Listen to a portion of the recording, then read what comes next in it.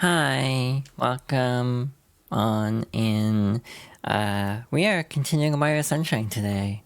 I'm very excited slash terrified because of things that we will have to do today. So hopefully the stream goes well. Hope everyone's having a good day. My day has been pretty alright actually. Spent a lot of time watching anime with my partner, which was very fun. Other than that, haven't really gotten a whole lot done today, but it's fine. I need to edit. Hi Nicole, welcome on in. Hope you're doing well. Is it still? Is it still? I'm just checking something. I'm bad at dates, so I'm double checking something really quickly. I should tip my hand on what I'm doing. Happy birthday! This was a long, setup for this. But yeah, I was double checking to make sure so was today. Yeah, happy birthday. Yeah, we're gonna get started very soon. Yeah, we're gonna get started now, I think. We're not even gonna go to, the chatting screen. Hi Esper, welcome on in. Real quick, latency. Okay, it seems relatively synced up. Also, I need to reset the VTuber, because I didn't do that, because I was watching Yuri. I mean, that seems like a silly thing. You know... This is, not a bit. I was actually watching Yuri, and got distracted a little bit, but, it was fun. Anyway, hi! Alright, gotta re-engage, launch into streamer mode. It's worth having a VTuber because you can see me stretching my neck there in intense detail. Hi, welcome back to me playing Mario Sunshine. We actually made really good progress last time. We made it all the way to Gelada Beach. Got 100% clear in Miko Harbor and Bianco Hills. So all in all, a very productive stream last time. I'm hoping this one will be too, but we have some very notorious levels coming up. So I have no clue how this is gonna go. As always, I do have a blue coin guide up, as in a PDF of the actual guidebook that I found online, which will make my life a little bit easier, hopefully. But Gelado is kind of a pain, I'm not gonna lie. There's some stuff in here that's kind of rough. Alert, alert, just look at the top of the tower. That's a big caterpillar. That is, my introduction to Wigglers, because I did not grow up with Mario World. I did not have a SNES. My first version of World was actually the GBA. Some weird thing is curled up on the tower to take a nap. This could endanger the legendary Sandbird egg. Alright, launching in. This isn't gonna be too bad. We already got a couple things last time. Yeah, Plungellos. Alright. What is the bet on if Plungellos are gonna come back in Mario Kart World? If Cataquacks can drive, where are the Plungellos? Come on. But in all seriousness, I am looking forward to Mario Kart World. I just don't look forward to the price of all the Switch stuff, and I'm gonna leave it at that. For me, my weird take is I'm actually really positive on the Switch too, except for the pricing. But again, I'm also super nostalgic for Nintendo stuff, so I have a bias, and I fully concede it. So the Plungellos are fun. Because, oops, that is not the button I'm trying to press. What button am I trying to press? There we go. It's almost like using a Switch controller, but this is not easy. But hey. This is something I'm actually wondering, because they're making a GameCube wireless controller for Switch 2. Will it still work with Switch 1? That is something I'm legitimately wondering and hoping for, because it'd be nice to still use that on Switch 1, not that if I get a Switch 2, I would have much reason to keep using a Switch 1. I don't have, any games with the IR sensor, for example. 2 areas left. So the gimmick of the stage is you wanna ground pound the mirror on the opposite side of the Pungello when they're stuck. Coincidentally, I went for the hardest one first. But yeah, you can also one-cycle these. You don't have to like get them all individually, which is really nice. So yeah, we're just gonna fry this Wiggler. Just casually like light it up with the power of the sun at the palm of my hand. That's a game I'm almost considering doing for this series, Spider-Man 2, now that I'm saying that out loud. It's like, I do have a lot of nostalgia for that era. And yeah, it is a big game because it's like the first open world game I would have played. I played it a ton. I don't know if it uses like copyrighted music. Like, if we were going in pure order, a game I should have done already is Star Wars Rogue Squadron 2, but I literally skipped it because I'm scared of copyright. I'm scared of Disney coming after me. Well, at least like muting a stream or something. So, I'm getting like a copyright strike, so I just kind of, you know, avoided anything like that, unfortunately. But again, maybe someday we'll do Rogue Squadron. I wanted to do Rogue Squadron 1 for game clearing.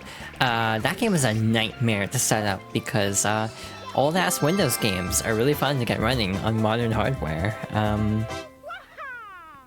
Totally a blast. Not at all a problem. So I got 1 blue coin already, and the reason I did that is this one's only in the first like 4 episodes. Well, actually 3 episodes. It's one of the only blue coins that's like really limited in where you can get it. So I wanted to get it now so we don't have to go back to any of the earlier episodes. Hi Lego, welcome on in. Hope you're doing well. Hope everyone's doing well. Next up is our Wiggler boss fight. This one is fun, honestly. Basically, you have to trip it up with the sand buds. By the way, I haven't explained that at all. Sand buds basically are these little thingies that cause like sand structures to appear, or in some cases like cause the ground to disappear, like with the hidden shine. But with the whatchamacallit, the sand buds, you can basically trip up the Wiggler. Then you have to ground pound a specific segment. I'll read that in a second. There we go. As someone who tried to stream the Star Wars portion of Disney Infinity, I can confirm it will mute the VOD, yeah. I know for like Rogue Squadron, for example, it does use a lot of like original music. But like, this is a problem I have genuinely with like Great Circle. Like, Great Circle's great. I wouldn't like streaming it because part of Indiana Jones's charm is the music. It's, you know, John Williams. So it's like, you know, Indiana Jones with no music sounds really boring, not gonna lie. Barely. Okay. And like Lego Star Wars? It's great, but is it a circle? It's surprisingly not very circular. Not gonna lie. I loved it though, it was fantastic. I've told this story a couple times, I'm pretty sure off stream. I don't know if I've told it on stream though, but I literally got like an 8BitDo controller like a year ago at this point, like last February or March, and it came with a month of Game Pass. I literally just kept it for Indiana Jones, and it was like the best decision because I had a great time with it. Honestly, fantastic game. Like 9 out of 10-ish. It's got some weird quirks. I don't really like the first-person aspect, just because motion sickness was bad for it, but other than that, it was really good. And also, it's a Bethesda game, so it's got some of that trademark Bethesda chink to it, where it's like, oh, that is definitely not working as it's supposed to. Other than that, like, yeah, Great Circle was a fantastic time. Definitely ran into a couple glitches. Like, I had to replay the final boss because a collectible glitched. It's fine. You know, it happens. Compared to, like, Skyrim, I'll take it. Compared to, like, the average Bethesda game, I'll take it. Hi, Mario. Welcome on in. Alright, we are flying through Gelato Beach. I'm not going to be saying that much longer for a couple of reasons. We have blue coins coming up, and we also have one of the most notorious levels in the entire goddamn game. I think this level is overhated, personally. I'm gonna eat my words, I guarantee it, in like 2 minutes, but I think this level's actually not that bad. Trying to get the blue coins at the same time is gonna suck. So that's my concern with this. The Sandbird. This level's like really infamous for being difficult. But we'll see if I can guess my way through this. Alright. I also am amused that, I think it was last week's stream I was talking about how it's like, you know, Mario Sunshine. Oh, hi Star, welcome on in. I was literally just about to mention our life count right now. It's 26 lives, and then you show up, so hey, hi. I was like, I literally just noticed that I was about to acknowledge it, but got distracted. But hi, welcome on in. It's not gonna be 26 much longer. It's the Sandbird. We are going to die here. More likely than not. Oh shit, blue coins. Right. Rip. That's the second time today? Oh. Alright, I'm gonna do something, specific. I'm gonna focus on blue coins first. I'm not gonna pay too much mind to the red coins. I'm gonna hone in on the blue coins. This is dumb. That is really dumb. Oh my god. Yeah. Hey, remember I was saying this level's easy? Like, it is easy, IMO. I'm just being a reckless little thing. And just taking really weird risks to try to get through this quickly, which is actually making it take longer. So, yeah. That's how I approach things in life. Trying to cut corners and then just making it take longer. Didn't mean to actually side flip, but it's fine. There should be 4 here. Do not care about the extra life. Wow, I just ran right off the edge. I got one of the blue coins. Again, remember how I was saying this isn't that bad? Like, See, my take is, weird. I feel like I have already kind of forgotten what Mario sounds like. Maybe I lack object permanence. By the way, the main issue with the Sandbird is that its hitbox is constantly moving. So, like, on the tail especially, it's very easy to fall off. Hi, the one guy. Welcome on in. Hope everyone's doing well, as I always say. We're just in some chill sunshine on this very not sunny day where I am.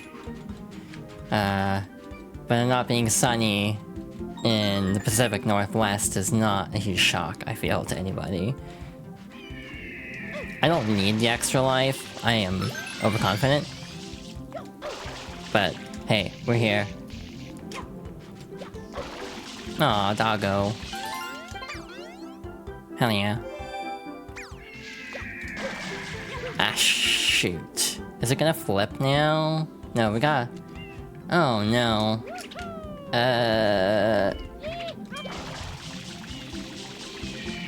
We're gonna land. Thank God. Okay, we're good. We're fine. Now we need to get on the tail. Shit,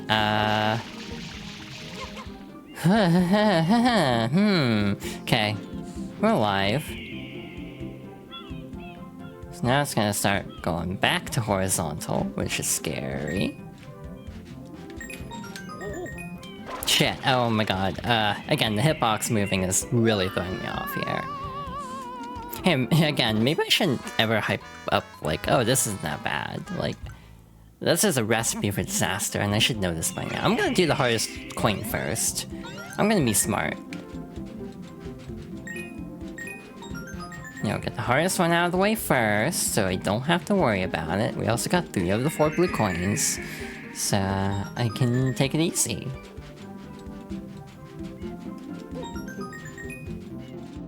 I'm gonna stop at the head this time.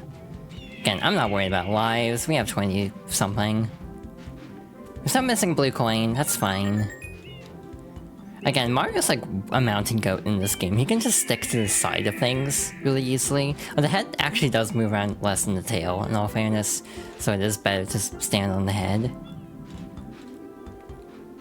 Yeah, like you can be like at a sharp diagonal and not fall off. In Galaxy, like that angle, never mind.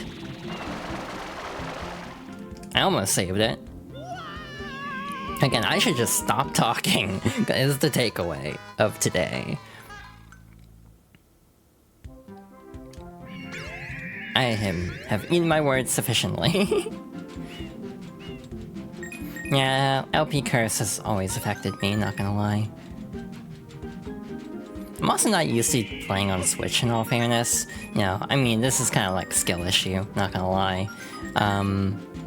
But it's true, I miss the little, like, divots on the GameCube controller that makes it, like, harder to miss a diagonal, or, like, cardinal directions.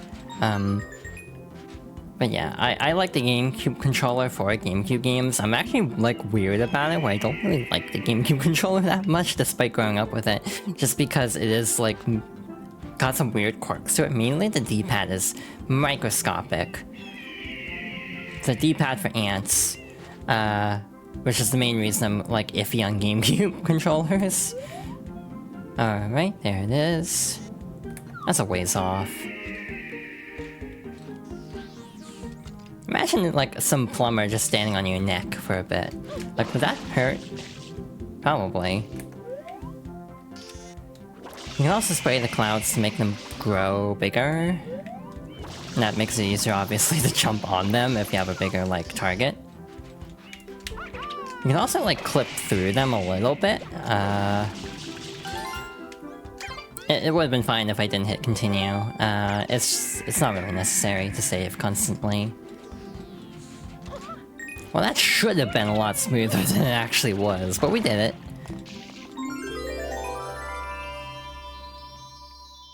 Next up is out El Peontismo. Gonna hop off now, you have family over? Oh, take care, Nicole. Hope you have a good rest of your birthday, yeah. Have fun with Sam Bird. Samuel Bird. Or Samantha Bird if the bird's a girl. Or gender non-conforming.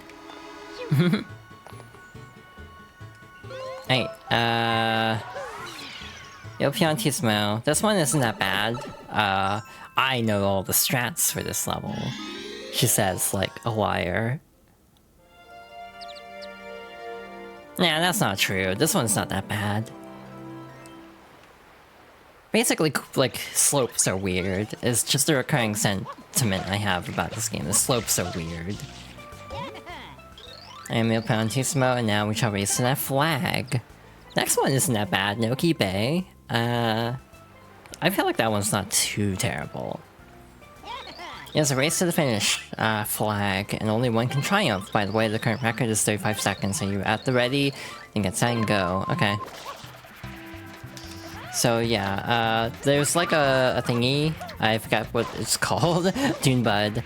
Watermelon? Yeah, that's fair. I mean, next is Coinfish. Which is where we're actually gonna dedicate some time to get the blue coins.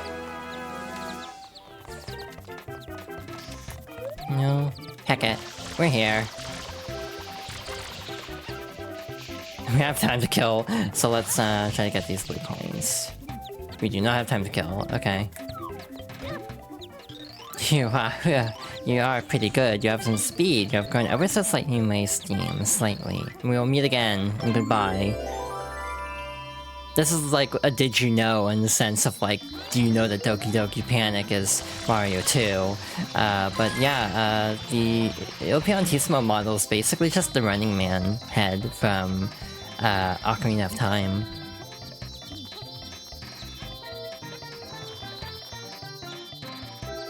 This is a huge crowd, actually. It didn't really sink in until, like, now. And it's really cool how you can have, like, different NPC placements depending on, like, missions. Alright, that's... Wait, we actually got both. Oh my god. I was not expecting to get both birds at the same time. Holy shit. Shoot the bluebirds. Yep. That should be all the bluebirds in this level. Yeah. I did not mean to talk to you. That's all I wanted to say. Now, away with you. Be gone. Again, I don't know why they changed talk to A also. Again, if jump is B. Like, okay, my weird take is, like, GameCube Switch will probably be a lot better than All-Stars. It won't be widescreen, which is kind of a bummer. But then again, widescreen in this game just chops off the bottom of the screen a lot of times. But, basically, button mapping will help, I think. So yeah, I legitimately think NSO will hopefully be a better way to play it than just this. Presumably it's the same emulator and everything that they're using for this. Alright, so now we have the fun task of blue coins. That is going to be our #1 priority. I'm gonna be smart, actually. I'm gonna go in order. And not just hope for the best. Because I am bad at numbers. So going in order will make my life a lot easier. So there should be 2 buried in the sand. The other one should be somewhere over here. No.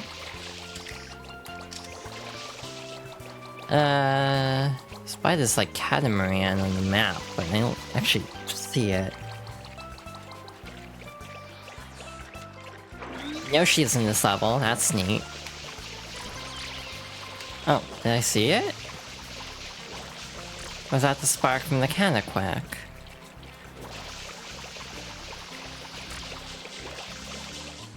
Is it in this level? That's another question to be asking myself. It should be in this level. Weird.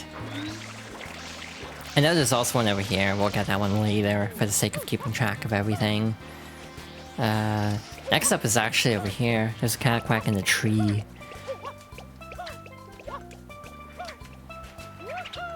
I wish I knew Gelato Skip. Like, this is something I genuinely want to learn someday, because I love Sunshine, obviously. I wouldn't call it a favorite for no reason. But,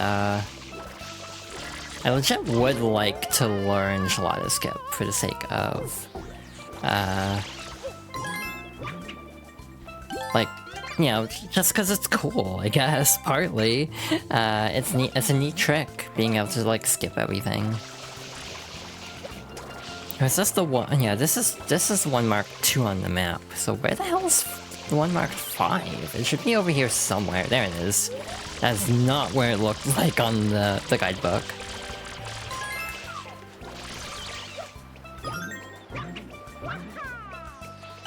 Also, 100 coins here is hell, I'm gonna be real. I'm not a fan of it.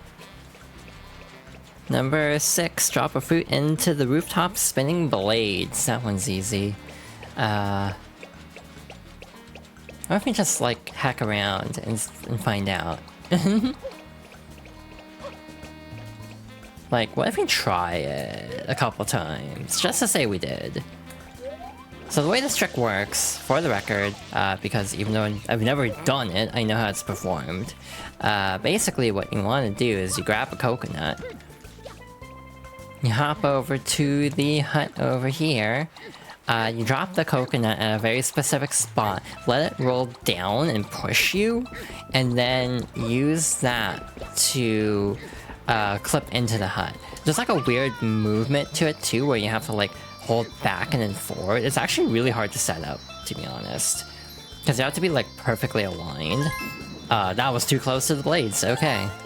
No Gelato Skip for me today. That is okay.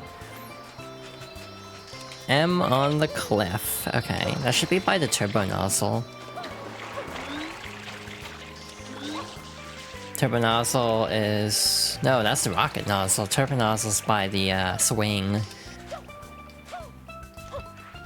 I mean, while we're here, we might as well try to get the stuff that has the rocket nozzle. Actually, no, there's another one nearby, if we spawn this one in. Yeah, this is gonna be a pretty chill stream, because it's gonna be a lot of this, to be honest. So yeah. To talk a little bit more about the Switch 2 again, I'm excited about it from the perspective of this cool stuff. I'm not as excited from the perspective of it is expensive stuff, so yeah. Oh yeah, the Turban House is on the other cliff, okay. But yeah, new Donkey Kong looks really fun, Mario Kart looks really fun. No real complaints about the actual games shown off. I definitely feel like they're kind of playing it like safe, not safe from the perspective of like, what am I trying to say? Like, they're not revealing a whole lot yet about the Switch 2 lineup, and I feel like it's partly because like, if it comes out June 5th, like E3 is literally right around that time. When I say E3, everyone just says E3, but you know, Summer Games Fest, shall we say, to be more precise. But because Summer Game Fest is like the week after, like I think it's like a day after or something. Either way, I have a feeling there's gonna be a direct in June as always, and we'll get a lot more stuff for the holiday announced then. Like this is just launch lineup basically, except Kirby, which is like their, you know, long-term tease. But we'll probably get actual Kirby gameplay or like more info on Air Riders in June. I was talking about this in a call the other day, and by that I mean I think yesterday, but like Air Riders is a really weird game for me because I both enjoy it, but also feel like it's very like... It's the Mario Strikers effect, where if they release Air Ride and it has a similar amount of content in this day and age for like full price, it's not gonna go over well. So I'm really curious to see how they actually expand on the Air Riders formula, because it definitely needs some kind of expansion, I think. Because as is, it is very basic. So there's two things that need Yoshi, so I guess we'll take care of that next. I got a little bit out of order, but you know, Yoshi's kind of a pain to get in this stage, so I think it's worth going out of order for the thingy. I don't even know what this is called. It's like a shield thing that you can only break with Yoshi's juice, which is very specific, but... I see a blue coin in the water, but actually we haven't... No wait, we have the hover. Never mind. Forgot I immediately traded it out. You never played Air Ride, so you're glad you're excited it's coming back. I'm hoping it's on NSO. I think it will be, but I'm still waiting on Nightmare in Dreamland, to be honest. Actually,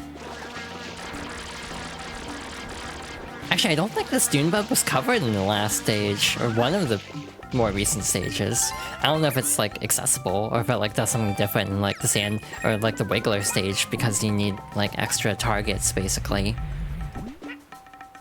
You know, City Trial is like obviously the highlight, and most people like Air Ride for City Trial. That's like an objective statement. I actually like the regular Air Ride mode. It's just, it doesn't have many courses, but the replay value of Air Ride comes from having basically a Smash Bros. Style checklist for everything. And like getting, you know, specific times with specific vehicles and just unlocking everything. That's like the challenge of Air Ride. As a game, it's actually pretty straightforward, I'd say. So that's everything we need with Yoshi, I think. So next up are the two Bluebird ones. And then there's two on the tight ropes, so I guess we'll swap over to the rocket nozzle for a bit.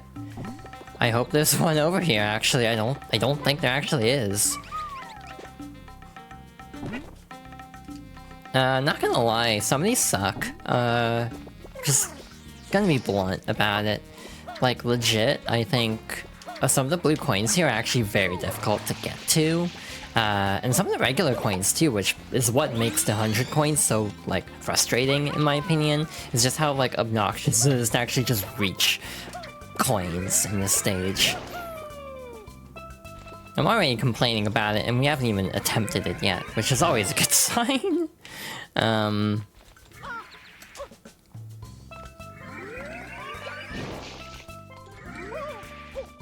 Again, this is harder than on GameCube because you don't have analog triggers for things, so you have to actually like manually like adjust charging which is like annoying. Instead of just being like more automatic, instead of like manually adjusting the charging. We almost have all the blue coins here, which is nice. There should be, yeah, like the coins up there, which is really hard to get to. And also, running out of water is a massive concern here. Like, it's very easy to run out of water, because you have to use the rocket nozzle so much here, and it uses up so much to launch yourself like that. Again, it's interesting that in regular... yeah, there's also the coins there that you have to, like, launch yourself at. I've never gotten those, I'm pretty sure. Or at least I've never gotten all of them.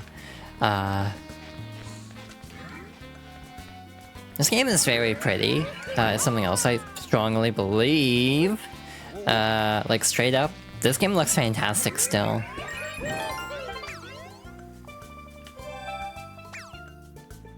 I don't know why this coin is listed so late in the guide. It's like right here. There's no prerequisite or anything. So I'm just gonna grab this for the heck of it. 1314. It's also the one on top of the roof. I'm gonna get that right now, because, you know, we will not have the rocket nozzle much longer in this stage. We're likely going to swap to a different thing. So, might make sense to get this now. Where is 15? Underwater. That one is all the way over there, okay. That's fine. Ow. The other fascinating thing about, like, NSO GameCube is there actually needs to be button remapping for some things because of just the analog triggers. In some cases, like, obviously Sunshine, you have to have some way to toggle the different pressure sensitivities. Yeah, it's like a quirk of GameCube games being like the only Nintendo console with analog triggers that it just creates this inconvenience every other time you try to like go forward and bring these games forward. Personally though, I actually really like the GameCube controller for GameCube games specifically because that layout is designed around the button placement, but just trying to apply that button placement to other games is where things are frustrating. Trying to set up like, you know, for example, a lot of like 2D platformers use B to jump, so the B button is microscopic on a GameCube controller compared to the A button, so it's a little inconvenient. And it's just one of those like interesting design choices of this era, like why the GameCube controller just looks like it is and is laid out the way it is. It's like fascinating to me that the GameCube controller has such a unique layout in a way that almost makes it feel like it has a very different identity from any other Nintendo console. Which is, I think, why the GameCube has had such a renaissance of like, oh my god, the GameCube was great all along. But like, it actually sold abysmally at the time. Like, it sold 20 million units, which is like, according to some rumors, the initial stock of the Switch 2. And like, the Wii U sold 14 million. So like, neither were very successful, like, at all.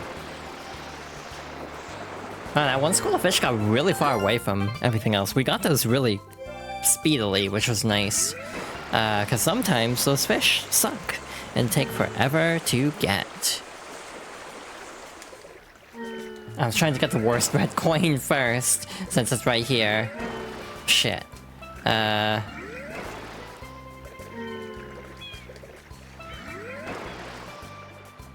angle is that? There we go. We don't have to worry about that one. Which I'm very happy about, because that one is a pain.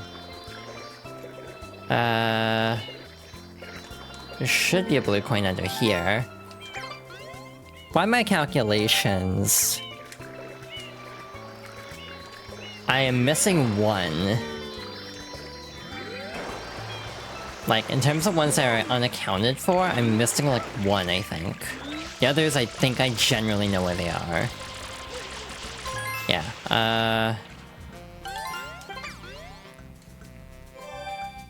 where the hell is that one? I'm just looking really quickly and I'm like, I'm not entirely sure what that is. Above the beach house? You got that one, right? The rocket nozzle one? You got both of the triangles, I think. There's this one up here. And so we are missing one blue coin. And I'm like, where the hell is it? Top of the tree. Between the ledges. Ceiling of the beach house above the beach house. Huh. Is it not? It's a different beach house, isn't it? Yeah, it is. The rocket nozzle one. Yeah, this is what happens when I go off, like... off schedule. Not off schedule, but like, skip ahead in the guide. I'm like, what am I missing? Like, legit, which one am I forgetting about?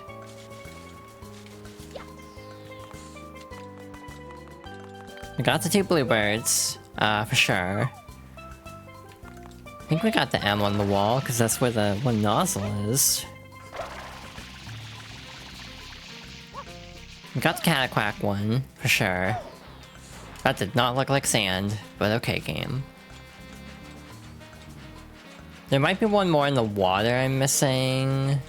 Got the one on top of the tree, I think. Yeah.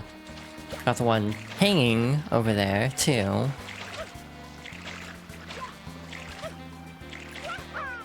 And this is the fun part of Sunshine, is like, what is the one collectible I'm missing? You know, like a modern game would have like a system in place to be like, hey, this is where the thing is.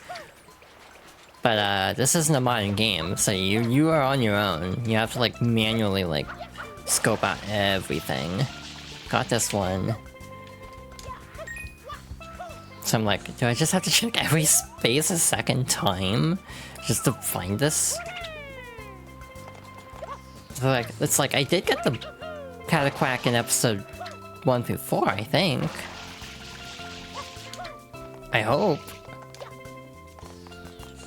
Because if it's that one, I'm gonna have to go back for it. I got the ones with the sandbird for sure. Actually, wait a minute. Nope, that's just regular. And this smoothie hut, we got that one. Putting a fruit in the blender, right swing, top of the tree. One in the water, there's one, other one underwater, which I think we got. Unless that was like the School of Fish one. And there's like a second School of Fish that I'm missing. I don't think that's the case. Yeah, those we did get separately.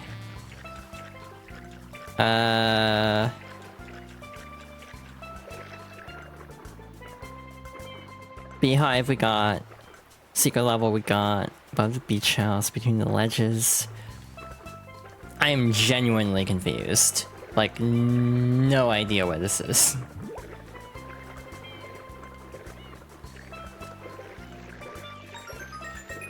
Well, that sucks.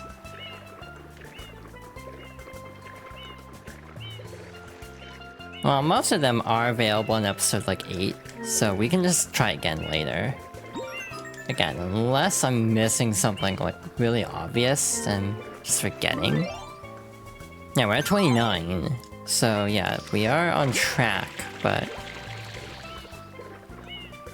which one am I missing? Also, these fish are really annoying. They just like drag you and try to drown you, basically. I thought I heard the sound of being grabbed, but Mario didn't actually get grabbed there.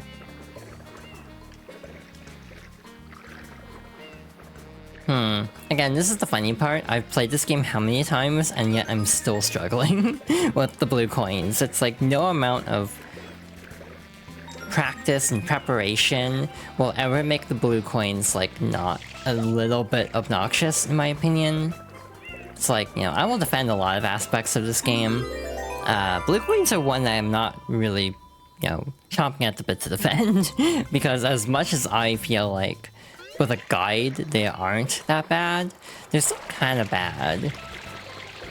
Unless you like go in complete order of the guide and don't like skip a beat, basically. It's very easy to like screw up, basically.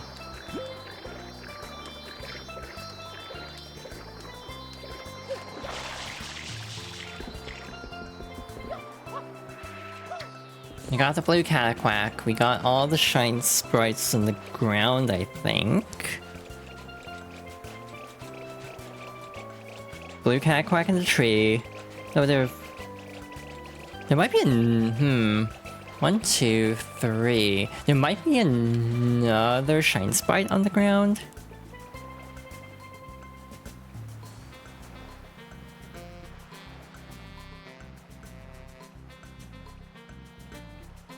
Yeah, that's it. Okay. That's what I'm missing. It's over here. Hey, figured it out. So yeah, it should just be over here. Crisis averted. We course corrected. This level I think is gonna be worse than like Peanut Park. Peanut Park is actually pretty straightforward for blue coins. I'm hoping we can get through all the Peanut Park though today. It shouldn't be that bad. The main hurdle was Gelato, just because the shines here take a while. Again, the funny part about this is you have to like adjust the count constantly, mentally. Like we have 35 shine sprites, we actually have 44 because of the blue coins. Every 10 blue coins is a shine sprite.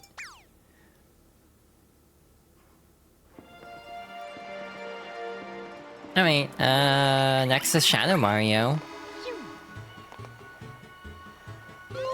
And then we have everyone's favorite level.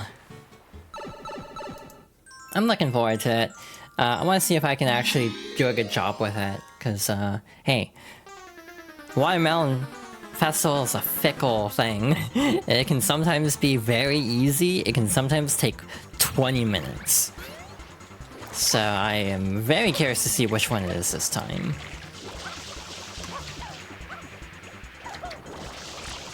It's kind of funny, actually, like, the games I grew up with. I mean, we'll see that depending on if I actually go through with Pikmin or not. I'm like torn on Pikmin 2, because that is another childhood game of mine. I don't know if I want to subject myself, well, actually more, I don't know if I want to subject everyone else to the way I play Pikmin, which is like save scumming constantly. Like, I like deathless runs of Pikmin games, that requires, for me, a lot of resets. Which is like, I feel like that'd be kind of annoying, me resetting constantly. For Pikmin 1, it won't be that bad. For Pikmin 2, it's gonna be a lot of resets. That game is hard. Also, just resetting for a good layout is a viable option with Pikmin 2. Pikmin 2 is very much in the same camp as this game, in my opinion, of like... If you grew up with it, it's not... It doesn't seem that hard, but like, newcomers to Pikmin 2 are like, this is the hardest game, like, ever. Like, Pikmin 2 is very hard. Dang it. This isn't over, I think is what that said. I've been trying to get better about reading the dialogue, partly because I need to get ready for some other projects I'm doing, which involve a lot of reading.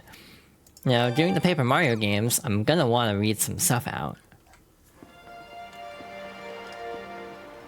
I don't know if I'll read out everything, and I actually should probably try to schedule and coordinate, for like collab type stuff. So I'm not reading out everything on my own for like Thousand Year Door, because that will wear me out. Alright, we're gonna do something out of order here, just for the sake of my sanity. I want to get this out of the way now, so I don't have to worry about it. We're gonna do the coins first, I think. Because, like, believe it or not, I'm more worried about the 100 coins than the Watermelon Festival. So yeah, we're just gonna get this out of the way. Again, this is one of those levels where it's like, it doesn't feel like there's that many coins. So it's like, you really have to scour sometimes. Especially because, again, I think I commented on this last time, Sunshine is really bad about despawning. Like, things despawn so fast in this game. It's ridiculous, really. like genuinely confusing to me. How fast coins despawn. It's also fascinating because Super Mario Sunshine is a game that is very polarizing. Again, I feel like a lot of my love for it is, you know, it was my first 3D Mario game. If I had, you know, grown up with 64, I may not have liked this as much. Like, full disclosure, like, you know, full bluntness, I guess. But it is true, like, this is the one I have nostalgia for, not 64. However, something else I think about a lot is... I feel like these two are the two games where it's like, you have to have been there. Like, they're very much like you had to have been there games. If you didn't grow up with Sunshine, and if you didn't grow up with 64, like, neither are really that fun to go back to, or like, for a first time. Like, both are kind of wonky. Finding cataquacks near trees is a problem, because the coin can sometimes just fly into the tree and, like, get stuck. So, not the best plan, admittedly. See, a lot of my plans actually hinge on things involving the Switch too, because, like, even if I'm not, like, chomping at the bit to stream, like, Donkey Kong or Mario Kart World, there is still the aspect of NSO. Like, I have been contemplating streaming Chibi Robo, for example, so there's almost merit to getting a Switch 2 for that, which feels very expensive and wastely, not, like, cost effective. Fun story, the cataquacks can actually run into these sandbuds and immediately get KO'd like that. So you don't even need to spray them, like, with good timing to stop them near the sandbud. You can just kind of lure them straight into it. I'm sure you could get a whole, like, squad following you too. Frankly, if you're actually doing the regular mission, it's not a bad idea to deliberately lure them to the sandbuds and take out as many as you can. Also, breaking the watermelons will give you coins. I don't know if they're all individual, or if they're actually, like, cumulative. But diving into them is a pretty good way of breaking them. Ow. Also, the blue cataquacks don't deal damage, the red ones do, so that's why later on they swap them out. Needless to say, this is not my recommended method of doing this, just because it is very time-consuming.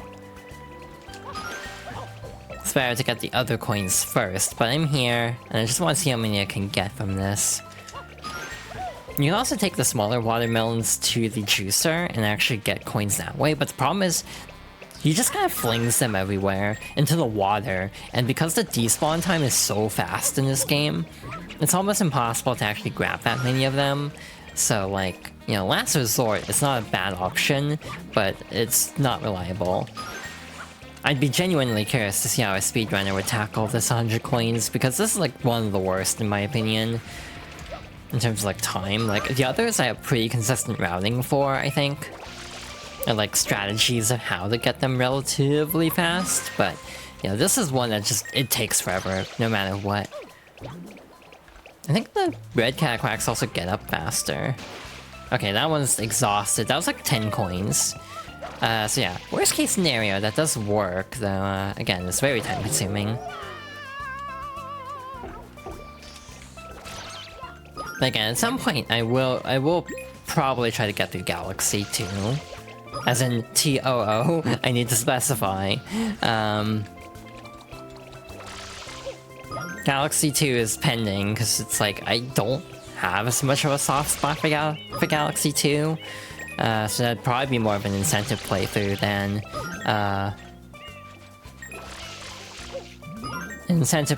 rather than, like, for our favorites, like retrospective.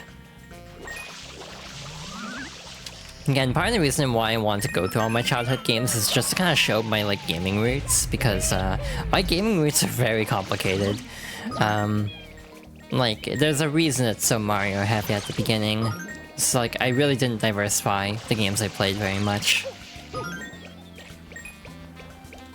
And even once we got to the next game, which was, like, the the point of the next game is, hey, I started actually, you know, branching out. That is a hint.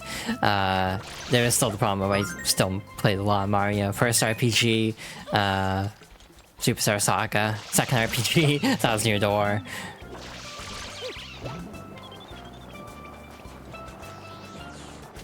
You should have big coins up here as well. You can actually be paying from the ceiling, I think. If you like bounce off the cushion, yeah. This does work, but obviously a little bit slow. I was having trouble dropping there. Yeah, this is definitely a case of Sunshine does have a step back from 64 of not being able to get a separate star in the 100 coins. Like, if you could do that, this would not be nearly as frustrating. But because you have to do them separately, it just takes so much more time. Like, legit, it's like one of the big setbacks from 64 and like a genuine qualm I have. You know, Bowser's Fury, I think, is like a legit step in the right direction for Mario, just being very freeform, but not even having like a hub. It's like you just keep going, but it still has that structure of like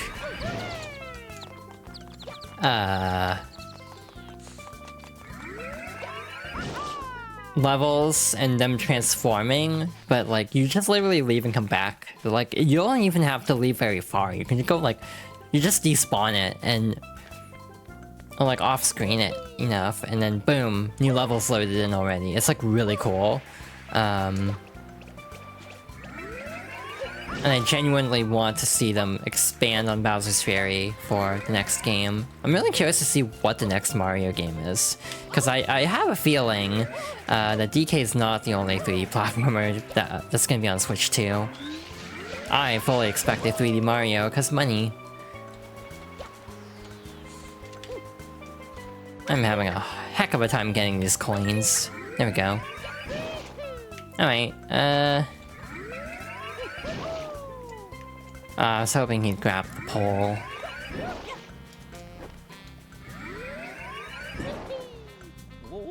I'm not really a fan of the tightrope physics in this game. They're very unwieldy. Again, there's a certain irony to like me griping a lot about this game and the series about talking about my childhood favorites. It almost feels a little bit ironic in a way, but again, I think it's healthy to be able to like critique your favorites. Yeah, as a kid, I was really bad at criticism. I still am. These days, I think I can safely say it could be a form of like rejection-sensitive disorder, or RSD, which might explain a lot of things looking back, but I do think that plays a role in it, for sure.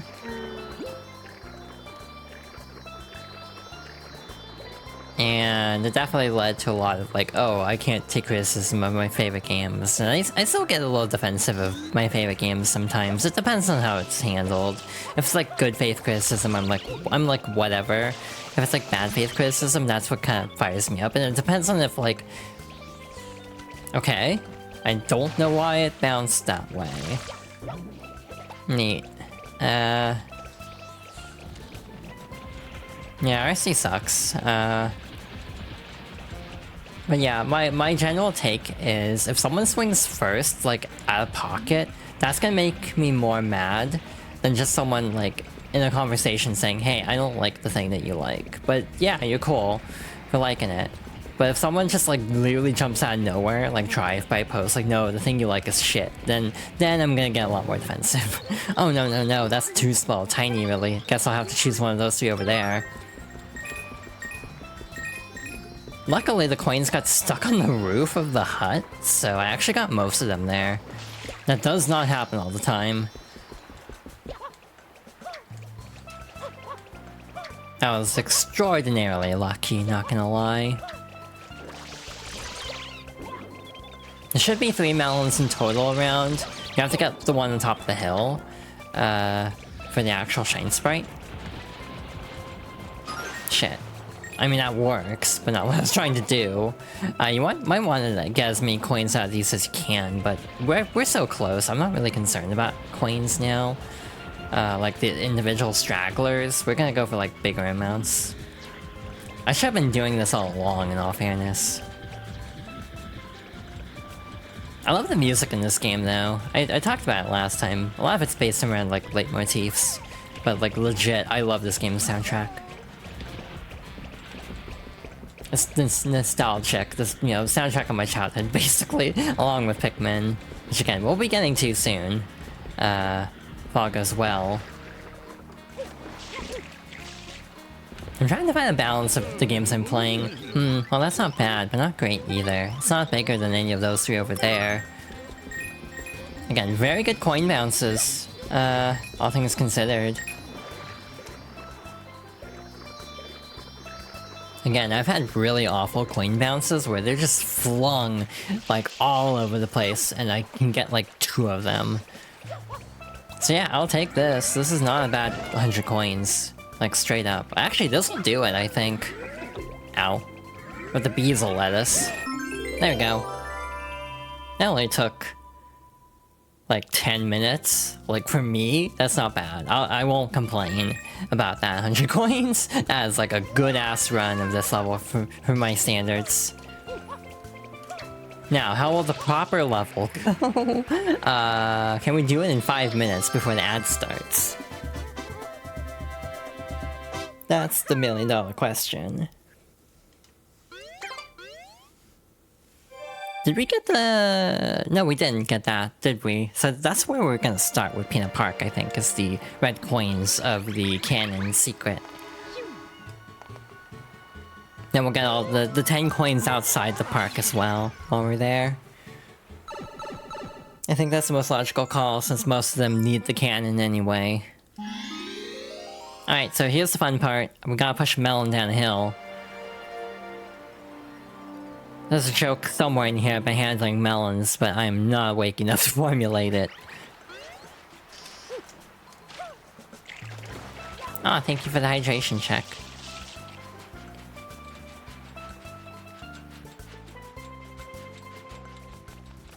Alright, fun time. We need to climb all the way up to the top of the mount, or the hill here. And then push the melon down the hill, so... There's like the careful approach, obviously, then there's the like dumb and reckless approach, which is what I do. Just push down the hill, see where it lands, and hope for the best.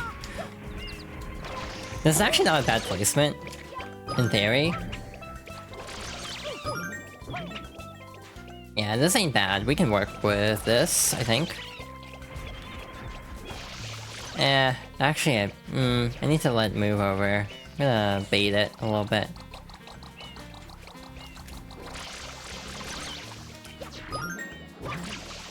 Shit, there we go. Damn it. Oh, I thought I was gonna survive for a moment. I was very happy, very briefly.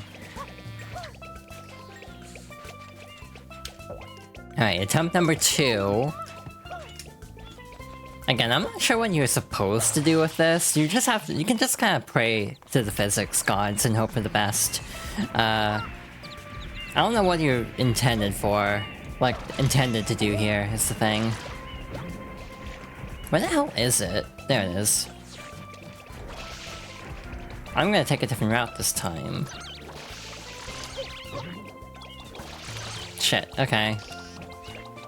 Yeah, no, it insta-breaks if a Cataquack hits it. So I'm gonna try something different. I've never done this before. This is probably smarter, actually.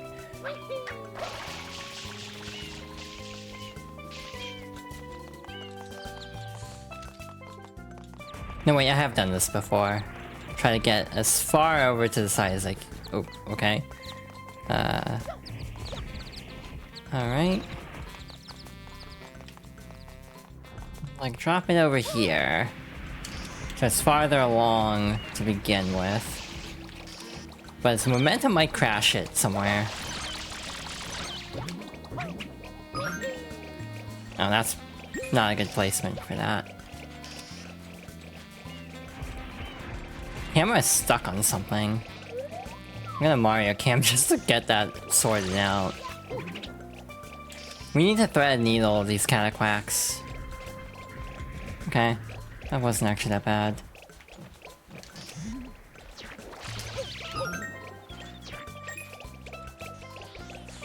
Ads are about to start. Oh no. That being said, I shouldn't rush this either.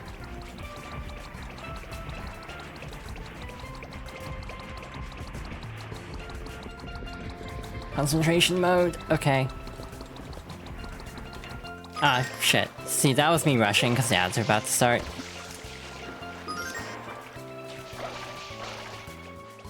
So yeah, I should have just taken my time. I should have just paused instead of trying to rush shit. That's on me. 4th try. Again, if you want an easier time, you can just defeat the cataquacks using the sandbuds on the lower portion first, so you don't have to worry about them. But I'm impatient, so I'm rushing more than I should be. Sometimes if you get it at a sharp enough of an angle, you can actually roll all the way to the lower quadrant of the map. Where the hell is it rolling to? I mean, that works. Huh.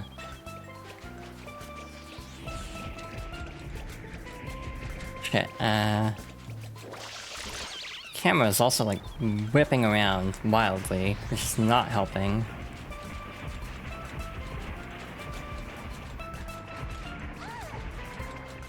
Right.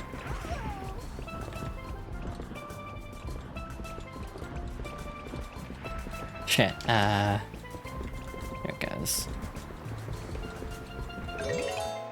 Whoa, now that's a big ol' watermelon like I've never seen. I don't even need to get out the calipers for this one. You win. Hell yeah.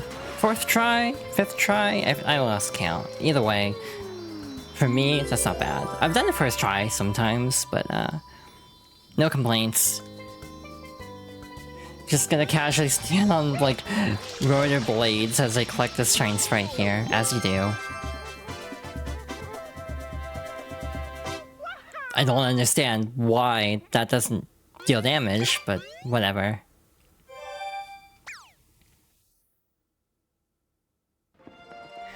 And with that, we are now done with another world.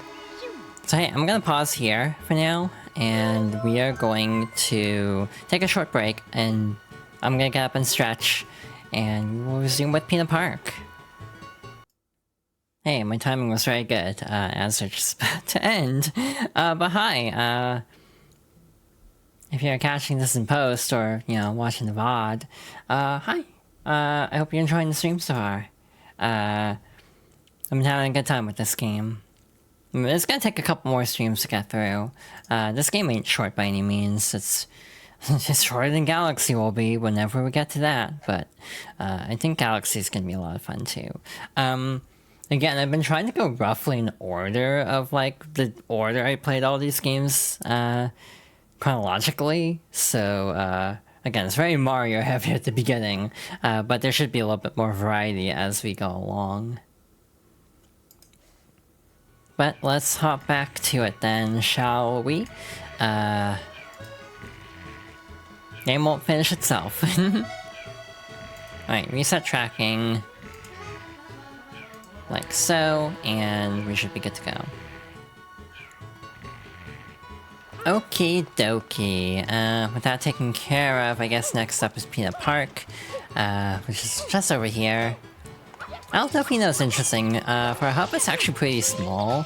It's like pretty easy to access everything, which is nice in some ways. It's not like overwhelmingly big, like some hubs can be. It's just very compact, but cozy. I've always liked Al Delfino, or Delfino Plaza specifically, as just a very, like, cozy hub area.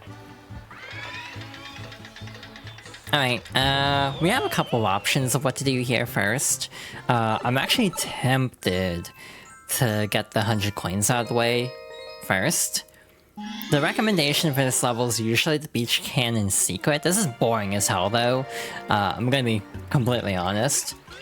I'm not gonna sugarcoat it. It's like, this is tedious because most of what you're doing is just blowing up bullet bills. That was almost very lucky. What you actually want to do is just do this over and over again to get coins. But there's these little baskets that actually do have blue coins for you. So we will be going after those too. There's Yoshi in this stage as well. Gold bullet bills are obviously worth more and are worth going after. The purple bullet bills are homing. Those are the ones we actually want to get the blue coins. You can pray for a good bullet bill spawn, obviously, but I don't recommend it because it can take forever. There should be 2 buried in the sand. The other one should be like over here somewhere. Just finding the ground can give you coins, but that just takes forever. The fruits in this are just buried in the ground too, you have to spray them out. Which is just kind of obnoxious, not gonna lie. These bob-bombs are really fascinating to me because they're like digital. It's like this design never comes back. I don't even think this is ever used as like a sticker in Smash Bros or anything, or like a spirit. It's like these never show up again. Which is interesting. Alright, so yeah, I'm prioritizing Yoshi just because, you know, finding a needle in a haystack with these fruits basically is gonna take a bit. Wait, is that what we need? Yeah, that's it. You can also just do this if you're really fancy, or you can just be me and just completely botch it. I hope that respawns, otherwise that would be really awkward. If that doesn't respawn. Yeah, getting coins here isn't that bad. Yeah, that was actually just a really lucky shot there. I was not trying to go for that. If I screwed it up, we can just go back later on. Okay, they do respawn. Neat. Just need to figure out where the hell the papaya was.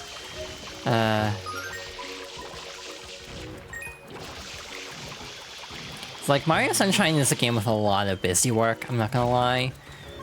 Like, a lot of downtime, a lot of busy work. So I think part of the reason this game is just like, you know... It's a mix of, like, on one hand I love this game, on the other hand, I cannot say it's like overhated or anything. I think the criticisms of this game are completely valid. But I like the game enough that I can overlook a lot of the criticisms. And a lot of it is, you know, I fully admit, a lot of it is nostalgia. I will not try to deny that.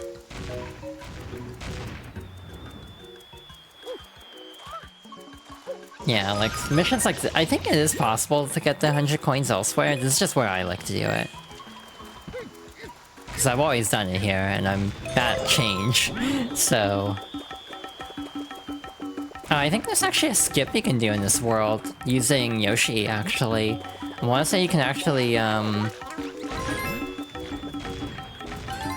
because, like, the platforms that are created when spraying an enemy with juice, like Yoshi's juice, they'll start moving horizontally or vertically. You can actually make a horizontal platform and use that to actually, like, clip out of bounds somewhere. Again, I don't remember the specifics because I'm not a speedrunner, but it is something I have heard about. Alright, Having real bad luck with these bullet bills. We also have to come back here a second time because we still have the cannon secret red coins.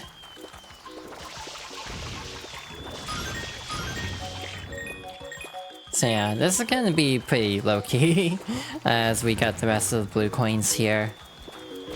Okay, sometimes the bullet bills just green, and that's just the most frustrating experience, because it's like, nope, nothing you can do about it. You just are at the mercy of RNG if the bullet bill decides to play nice or not.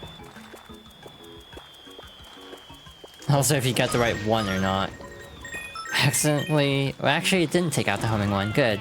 But then I wasn't fast enough. Alright, there's a very good chance that we will end up getting the 100 coins before actually getting the blue coins here. At the rate we're going...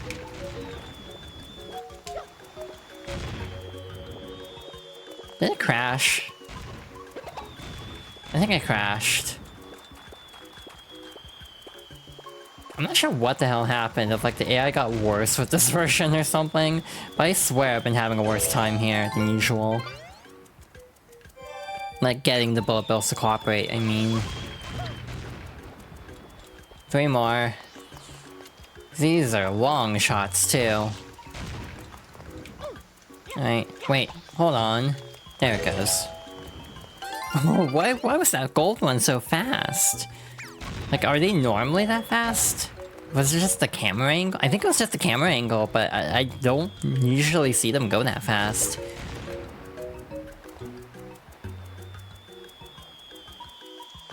Hey, that's very convenient. We love a easy shot there. Yeah, their turning radius isn't great. I'm realizing that's part of the reason this sucks so much. But hey, we got it. So now we have to actually just destroy them. To talk a little bit more about the Switch 2, I suppose. Yeah, I have a lot of issues with it, but in general, I lean more positive than most, I think. But again, I don't know how much of that's just bias. Fully admitting that.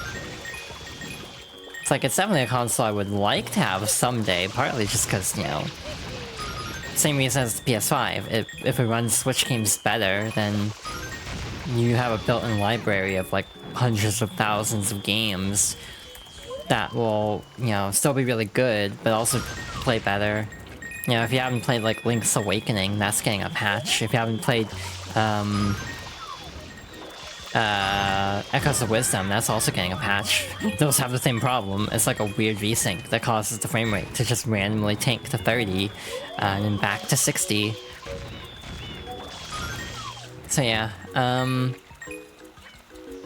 same with PS5, there are a lot of games on PS4 I missed out on, so the PS5, as, you know, inherently not exciting as the PS5's library has been, I don't, like, regret owning a PS5 from the perspective of I've at least gotten a lot of time out of back compatibility, at the very least. Obviously, that doesn't excuse not having a big first-party lineup, but in a way, that's at least my rationale of, like, why I actually think the PS5 is a smidge overhated, especially if you missed out on a PS4. If this is like your first PlayStation, you have a huge library to delve into. Otherwise, it's not nearly as exciting, admittedly. Alright, so we have to come right back here for something else. But hey, we got that one out of the way. Next up, we have, the secret, which, I'm gonna be honest, I don't remember where these red coins are in the next 2, actually. I mean, I have a guide right in front of me, so I can just look them up. But, I'd have to scroll back a ways to get to Peanut Park, I'm discovering. That's Strand Beach. We are still not there. There we go. Oh, I meant to actually go to episode 2. Oops. You also have these enemies that, like, only show up here. They steal Mario's hat, which in this game actually will kill you. Like, you take chip damage, essentially, from, like, assumedly, like, heat, you know, sunstroke or something. But yeah, you gradually lose health if you don't have a hat in this, and it's, like, a rare case of that in this series. In Mario 64, you take double damage if you don't have a hat, but in this game, it just will gradually take you out. Alright, back in the park proper. This stage is really funny to me, because sometimes I would watch speedruns, and they'd be like, so there's like this tech we found, where you can like skip most of this level. I discovered this when I was like 7 or 8. Like, this is really easy. You just go over here and like do this. You will clip through. Like, it was always funny seeing like speedruns hype this up as like this big trick that was discovered when it's like, yeah, like 9-year-old me knew about this like for years.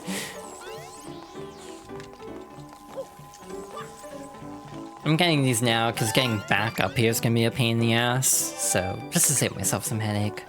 Yeah, Hapless Mario details are really fun, like Easter eggs.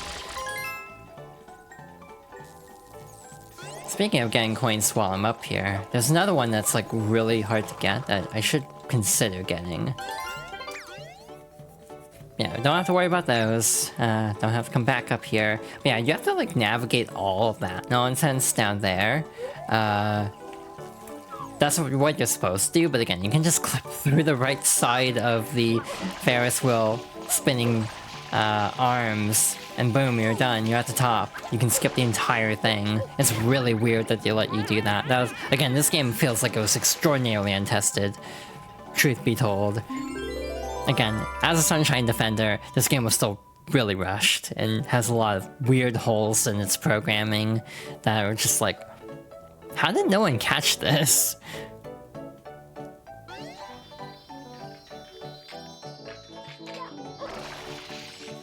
I mean, like, the thing is, every game has a problem or two that just sneak by. Like, Thousand Year Door HD has a glitch, well, had a glitch, they did patch it. And I completely understand why they didn't catch it. Where it's like, oh, if a specific stage hazard triggers on the super boss fight of the Pit of 100 Trials, the game will soft lock. The odds of that happening are so low that, like, I can tell why they didn't catch it. Like, the statistical probability of finding this glitch is so, like, ridiculous that it's like, you know what, that actually makes sense that no one caught it in development. They patched it once it started circulating online, which was great because the game had already finished development like a year prior. It's one of those games that Nintendo finished and just kind of sat on for like a year. Nintendo does this a lot with their games, where they're done. They just don't want to release them until they have like the perfect opportunity to. And what they deem to be like the best opportunity, which can cause like a lot of games that, you know, have been rumored for ages that just don't materialize for an ungodly amount of time. Fire Emblem Engage is one like that, like localizations. First try on that, by the way. Localization stuff for that was already leaking well before the game actually released. And it was just a matter of time until they actually announced it, but it was like weirdly, like, it was a weirdly long time. I do love that cannon clip, by the way. It's one of my favorite tricks that I can actually do very easily in this game. It's not that difficult. I legit don't know why I was struggling so hard with it the previous time, because I normally don't have trouble with it. Oh shit, okay, we're good. Like, literally, what is that extended platform for? It serves no purpose, because, literally nothing is over there, except, like, 2 coins. Because, like, none of the red coins are even over there. Like, if the red coins were that way, there'd be something to do there, but, like, there's nothing over there. It's really weird that there's so much unused space in this stage.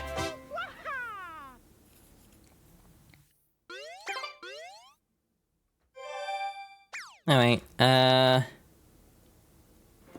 a lot of graffiti in Peanut Park. Next... wait. Yeah, no, that's right. Next, we're gonna go after blue coins, probably.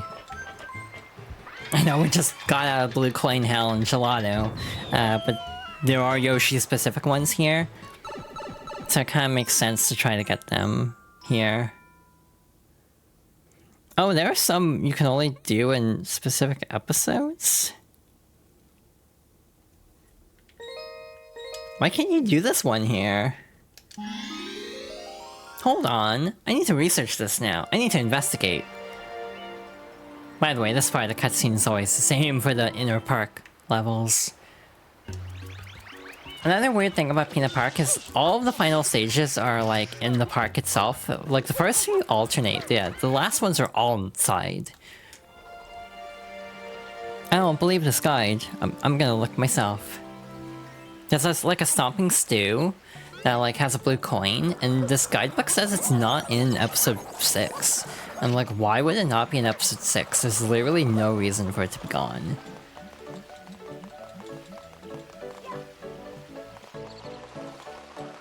Yeah, like, is this not the enemy? Like, it's totally here. Like, you know, guidebooks have mistakes. I'm not gonna pretend like, you know, guidebooks are infallible. I've seen so many examples where they aren't. But it's just genuinely, like, confusing when you, like, catch a moment where a guidebook is just wrong. Especially because this is the Nintendo Power license guide, so you'd think it'd be more right. Prima guides are wrong all the time. Yeah, that looks like here, so, well, makes my life easier. There is something that requires Yoshi,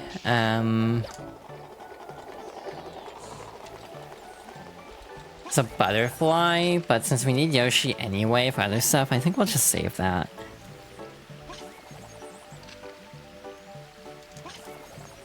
Again, actually going to play smart this time, and like, try to more or less go in order.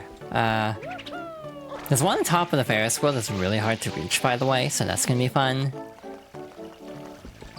So next one is listed as behind here. That one's easy. Above the pirate ship, use the hover nozzle.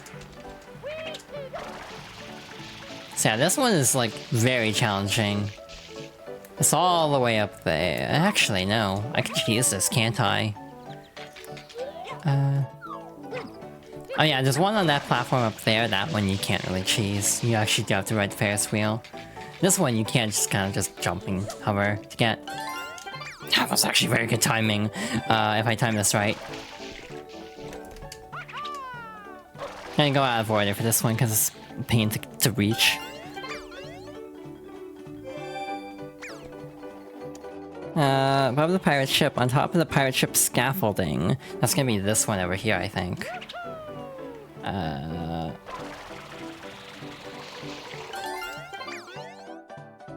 Top of the cage, inside the cage. Okay, spin jumps are not the easiest things to perform on these tiny little ledges.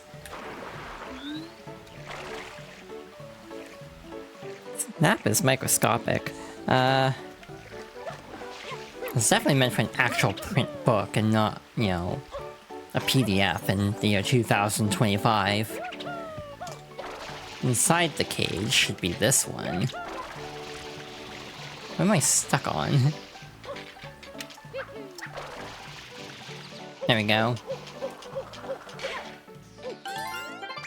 Also with the bluebirds, you're supposed to like spray them with water. You can actually just use Yoshi to eat them and you'll still get the coin. We might do that instead, because it's actually a lot easier if you have Yoshi. I say as the bluebird immediately starts flying by and I try to aim for it. Top of the cage, inside the cage, under the stairs. This one sucks. You need to like do it like perfectly timed to the apex of your jump out of the water. So yeah, this one is like ridiculously precise compared to most, I'd say. Yeah, like that was off. I don't know, I didn't feel like I did anything different that time, and I got it, so whatever. Inside the green shell, so that's right over here. Again, Peanut Park is actually pretty small. Like, a lot of these levels aren't that big. Like, decently... What happened to the top part of the shell? Is that something that happens on GameCube? Like, I'm legit wondering. Scribbled M's. There should be 3 of them. So we'll take care of all 3 of these. And then the circles, and then the, shapes. Electro Koopas are interesting because you can basically do that. Like, you take them out with your own shell, which is actually pretty brutal. Very, like, violent for a Mario game, I'd say. Actually trying to remember where the other M is. Because I know there are 3, but where is it?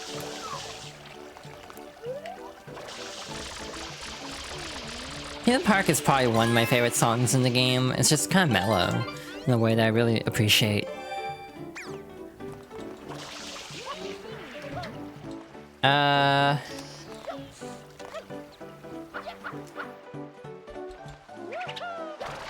Yeah, where the hell is that last M? Well, we'll go for these, cause we're here. We'll figure it out at some point.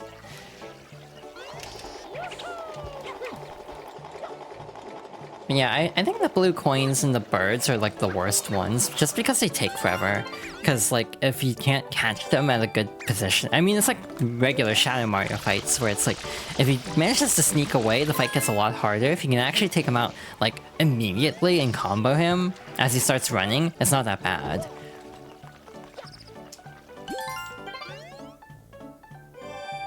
Alright, yeah, where the hell is that M? Actually, where does this X go? That's really easy, actually. Yeah, Peanut Park is kind of chill compared to Gelato. The actual levels are kind of challenging, but like the collectibles in them aren't that bad. Again, having a cheese strap for the 100 coins definitely makes it a lot easier. But even the blue coins really aren't too terrible. Don't worry, they'll get their revenge in Noki Bay. Yeah, Noki Bay has like the worst blue coins in the game. Because they're stuck in like little alcoves. Oh! No wonder I forgot about that one. Actually... Because we have to go over there anyway, I'm gonna get Yoshi now. We actually specifically need an orange Yoshi, by the way, for this mission. There's a papaya on this pianta tree, though, so you can very easily get an orange Yoshi. Yeah, the blue butterfly and the M we're missing are both in the same spot. So we'll get Yoshi for this. Yoshi's reach is like ridiculous in this game. Very OP.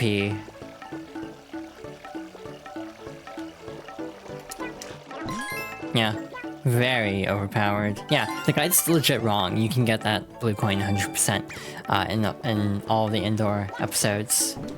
Just a little typo, no big deal, but it's like something I never noticed before, because I normally just get the blue coins in episode 8, so I'm not like thinking about getting them in episode... Oh, the butterfly's on the other side. Gotcha. It is over here. Alright, there it is. One more, and then we're actually done with Peanut Park's blue coins. Like, that was really fast. Oh, there it is. Can I get it before it starts flying? Hell yeah. Smooth sailing. Ow. Casually gets electrocuted. Yep, totally smooth sailing. One fascinating thing is Mario's, like, model will continue to vibrate after being electrocuted sometimes. So we need to take a Yoshi to the empty spot, and then we get another Shadow Mario stage. This one is one I distinctly remember struggling on as a kid. Like, as a child, I spent a lot of time on this one. This one's pretty difficult.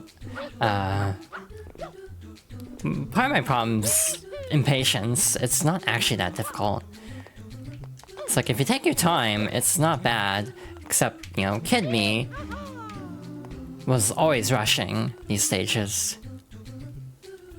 Also, hitboxes are weird. I'll legit say that too. Hitboxes can kinda screw you over sometimes. Why am I jumping so early? I need to catch the next block. Legit, if like anyone wants to play Sunshine when it comes out on NSO, my number one bit of advice would be spin jump. The spin jump is extraordinarily good for distance. Why the hell did I do that? I knew it was gonna move the other way. Why did I jump for it?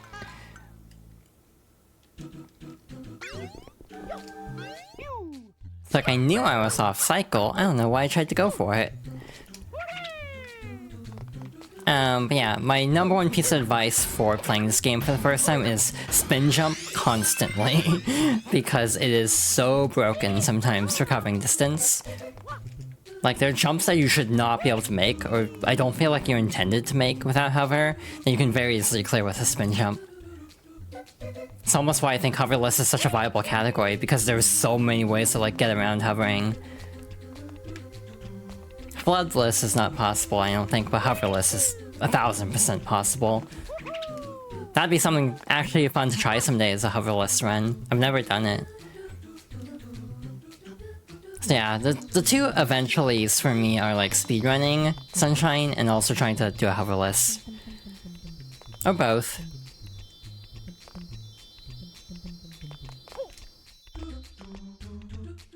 Yeah, if you're patient, this level's not that bad, but again, even into adulthood, I am not patient.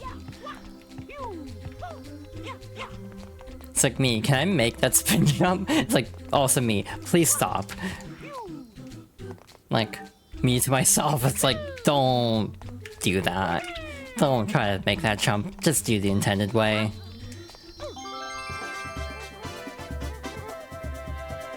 Alright, we have to come immediately back into the stage, unfortunately. Or fortunately, that one's actually not that bad. How many have we gotten in this stream? We've gotten 12 so far, but a lot of those were blue coins, so it doesn't really count. I mean, we got 12 shines, but we got a lot of blue coins too, so we got even more. Counts off is what I'm trying to say. So yeah, for the sake of remembering, because I forget these all the time, we're gonna get this out of the way immediately.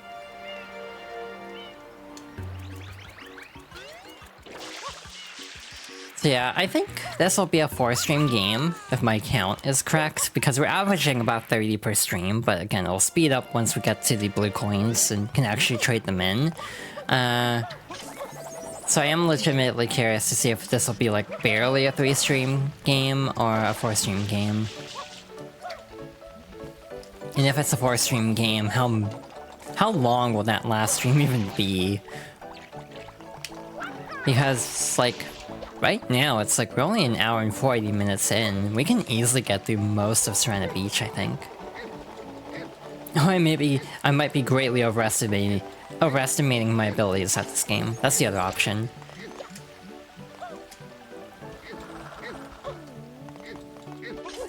Like, the Plaza ones aren't very time-consuming, except for like a handful of really hard, notorious stages.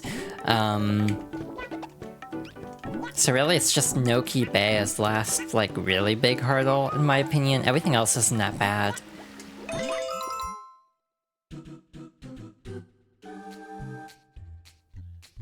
Alright, second time's the charm. We have, like, 2 coins above the Yoshi blocks, I think. And then the rest of them should be on at the orange block structure at the end. One thing I find really rude about these stages, why they do that? One thing I find really rude about these stages is how the coins don't actually appear until after the countdown, so you can't just like get a sneak peek with the text box. You actually have to close the text box to actually see where everything's spawning in. But yeah, now that we got this too, we can kind of blitz through this section a little bit. We can just skip the one cycle entirely and can do the same for this one. Unfortunately, this part we do have to like manually go through the slow way. There's no like way to speed this up, so we can speed this up though, for sure. Just skip that whole block ride to here. Almost jump off the ledge like a dumbass. This one's actually kind of precise. Like, Trying to angle that. There's like one up here too, which is a spot that you never have to go to organically in the actual stage. So again, it is clever, making you go to places you normally wouldn't have to go to. And we're done. Piece of cake.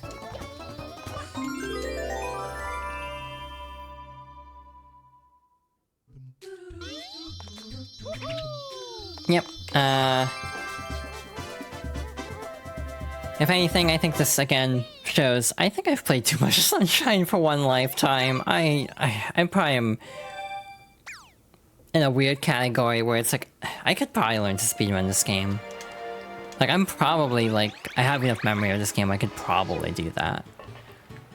It's just a matter of trying to learn it. And it's also a game I love enough that I don't think I would get sick of by trying to speedrun it either, so it actually might be a viable option. I've been thinking about speedrunning.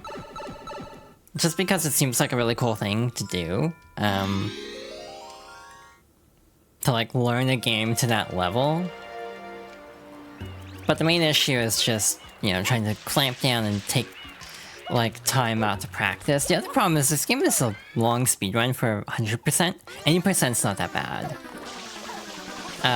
Because like, I mean, there are times for bathroom breaks. It's called cutscenes, because this game has so many long cutscenes that are unskippable on the New Game Plus, or the New Game Run, and there's no, like, New Game Plus to skip cutscenes.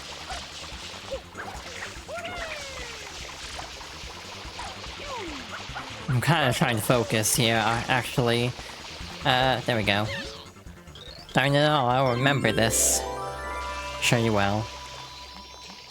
Just double checking. By the way, one other weird quirk in All-Stars, this like load here used to be really chunky looking, like it was dropping frames. They actually patched it to fix that. So the only stutter now is in Delphina Plaza mostly. And again, some of that actually happens to be on actual hardware too. It's not just a 3D All-Stars problem. Entirely. So hey, it's time for everybody's favorite level, and by favorite I mean, not favorite level, it's the roller coaster balloons. When I was audio testing for this playthrough, I literally went to this level because the roller coaster levels are loud as hell. I did it first try, not even joking. Aw, Eepy Doggo. So yeah, I got this first try off stream. In practice, like, for, again, setup. So, we'll have to see how it goes this time. One weird thing is this cutscene plays twice in the level. It plays once for entering the park, and once again for clearing the mission, because that's to reload the level. It's like a weird oversight that it plays twice. So yeah, we'll see if I can lock in and take care of this pretty easily. This is definitely one that would be easier on actual hardware. By that I mean, you know, not Switch. Just because of, like, the way the game controller works. Welcome to the grand reopening of the roller coaster. We've got a balloon popping rocket game going on. Wanna try? If you can hit all of the balloons with water rockets before the roller coaster makes 3 loops, you win. And then we'll give you a prize. Good luck.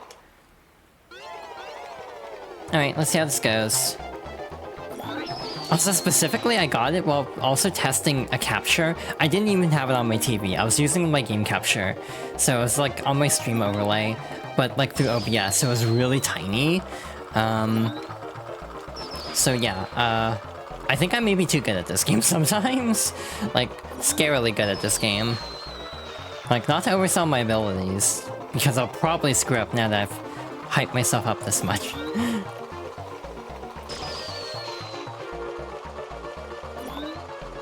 Like, I'm actually gonna focus here so I can try to do this first try, because I want to. For the sake of bragging rights. Because, oh, okay, I disagree with that one game.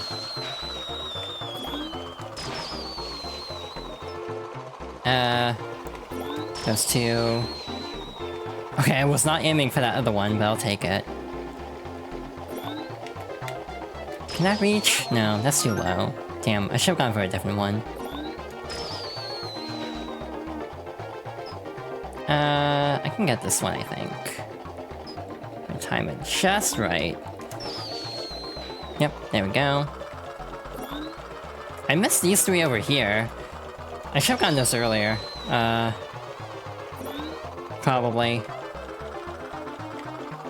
I'm gonna wait until we're on the other side of it. Shit. Well, we got two of them. Almost got both in one shot.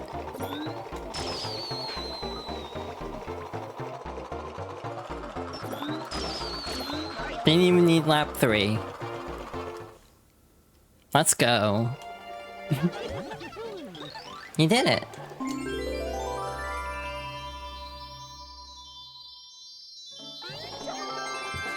So yeah, I might have played this game too much in my life. I definitely remember struggling on this a ton as a kid, to the point where I just kind of drilled it. This is something that's the case for me with a lot of things. The other one is the final, we'll get to this eventually, but the final boss of Superstar Saga, I drilled that.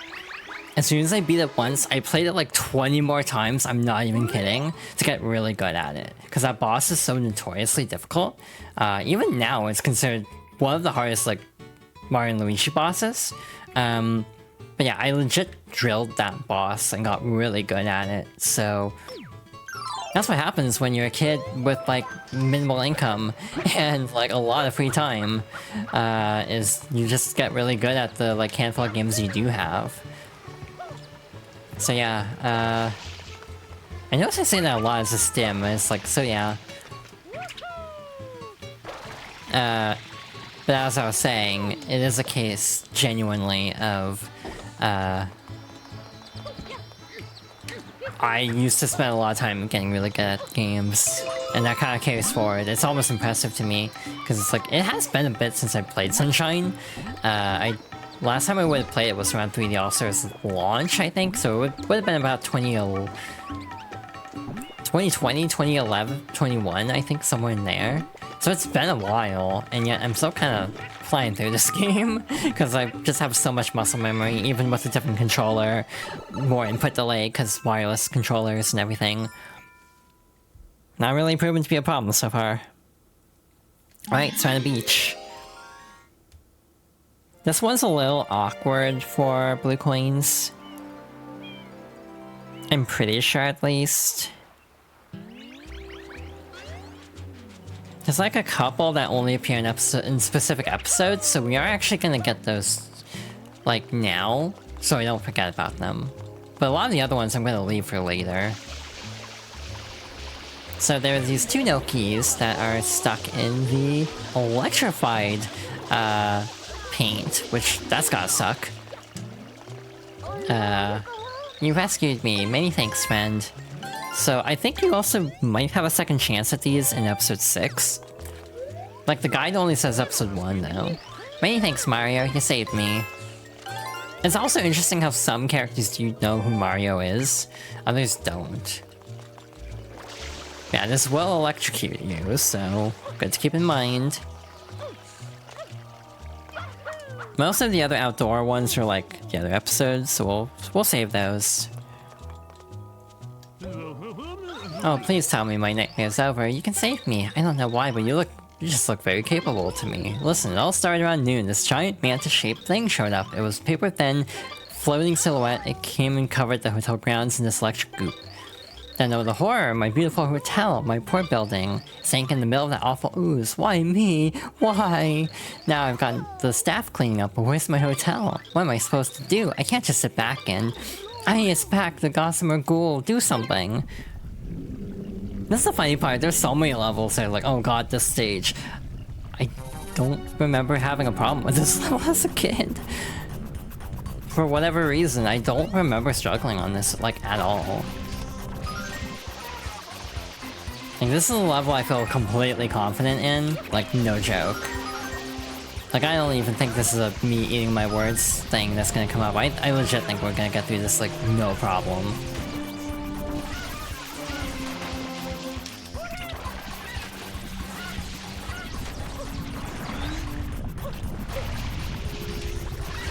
Ow.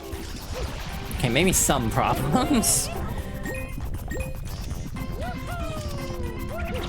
Apparently this is a reference to, like, Stephen King or something. I've never read a Stephen King book. I'm not gonna lie. I've never even seen an adaptation of his work at that. To be fair, I'm not much of a reader.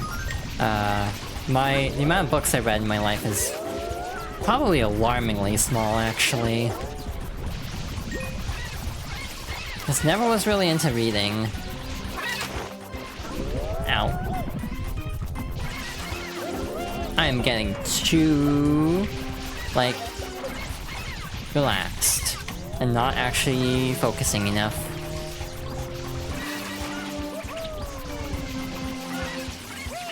Getting to scatter shot, it's like not that difficult, I would say. I say as I'm almost dying. It actually gets easier in my opinion when they start targeting you, because once they start targeting you, you can just hover. I think they actually don't move that quickly too. I'm pretty sure it is actually possible to get the 100 coins in this level. I've only attempted this one a couple of times in my life, just because I find it kind of annoying to get the 100 coins here, to be perfectly honest. It's just kind of spraying down the whole beach takes a while. Yeah, this early phase where they run from you, this is the part that, in my opinion, is kind of annoying. Wow, that one stayed alive a long time.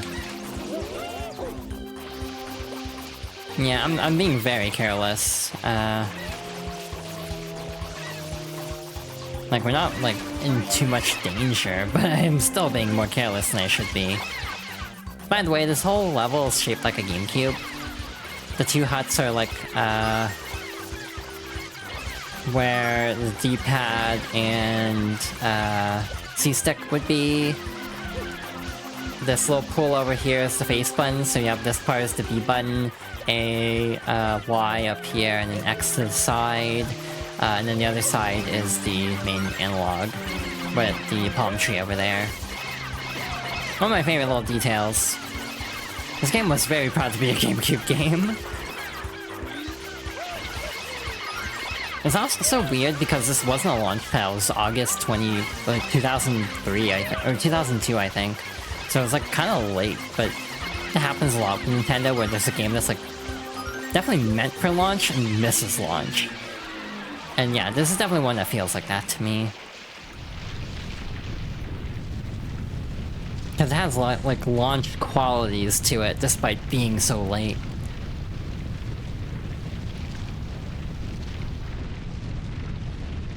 Alright, that actually was more time consuming than I thought it would be, in all fairness, because I was kind of goofing around a lot more than I should have been. Also, this little fountain in the center is the start button of the GameCube.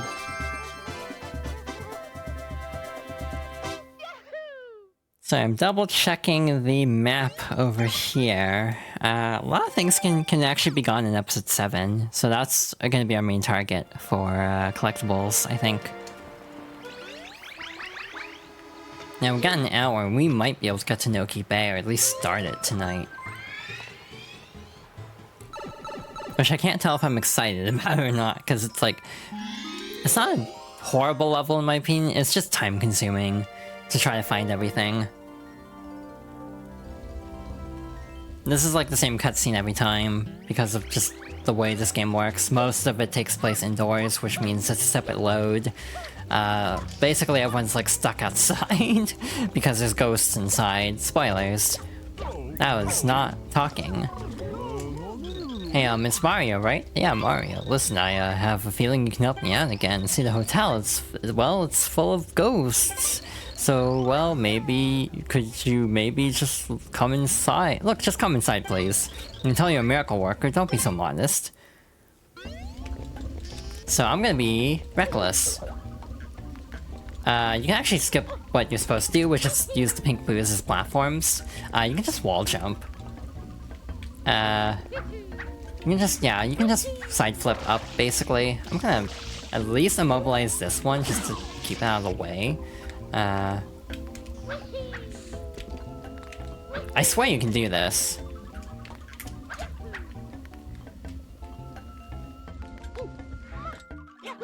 Yeah, like, you're supposed to go all the way up using the boot platforms, you can just wall jump.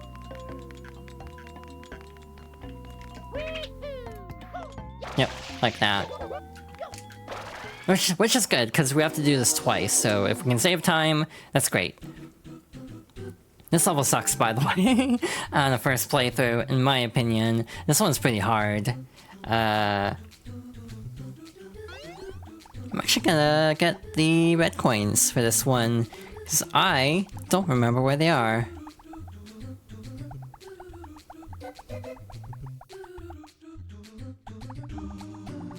Yeah, okay. Ah, okay. The funny thing with this game is there's actually no Goombas, like, ever.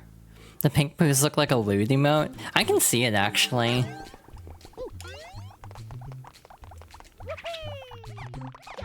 This part sucks, by the way, because it's like you have to do an enemy bounce, which this game doesn't ask you to do very often. I actually don't know if you have to do that, now that I'm thinking about it. You might be able to spin jump. Again, this game has a problem of its movement is so good, a lot of things can just be solved by doing a spin jump. And just completely circumvent the intended method. Shit. Well, we can test it out now, I suppose. I'm looking ahead at the red coins for this level.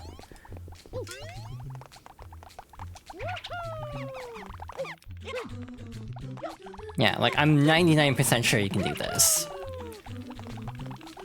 I don't want to spin jump on the sand platforms, I'm gonna take that slow, but yeah, you don't actually need to enemy bounce. I think Flood creates a very unique gameplay style. Like, the way the levels are designed is very different than any other Mario game by the account of, like, trying to take Flood into account.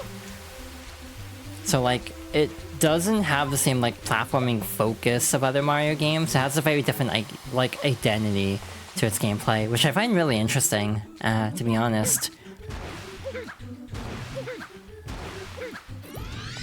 Alright, free 1-up, which is good, because this gear can be out for blood sometimes. What's after this? Is this the end? Oh shit, oh no. Damn it. Hey, remember how I was saying the gear can be out for blood? Yeah. Sometimes it can just be a little finicky. That was also just me being silly and looking at the guidebook, because I thought I had more time on that gear.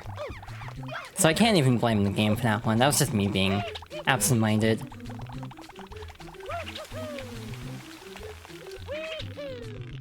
Yeah, legit, this is considered some of the best movement feel in any Mario game.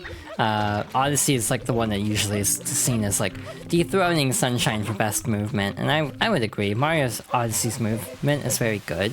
In a way, Odyssey almost feels like, unlike Sunshine, which is like obnoxiously difficult for reasons aside from gameplay, I almost feel like Odyssey's gameplay doesn't really take advantage of its controls in a different way than Sunshine. Because again, Sunshine has really good movement that you don't really ever have to use.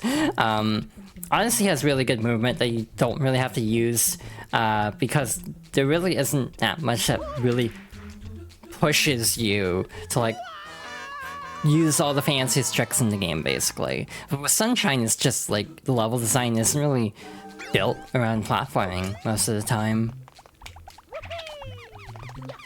Again, that gear kind of sucks. Like, just trying to stand on it is not easy. Because it's got a little bit of a lip to it, so it's very easy to clip it and get stuck as it's rotating.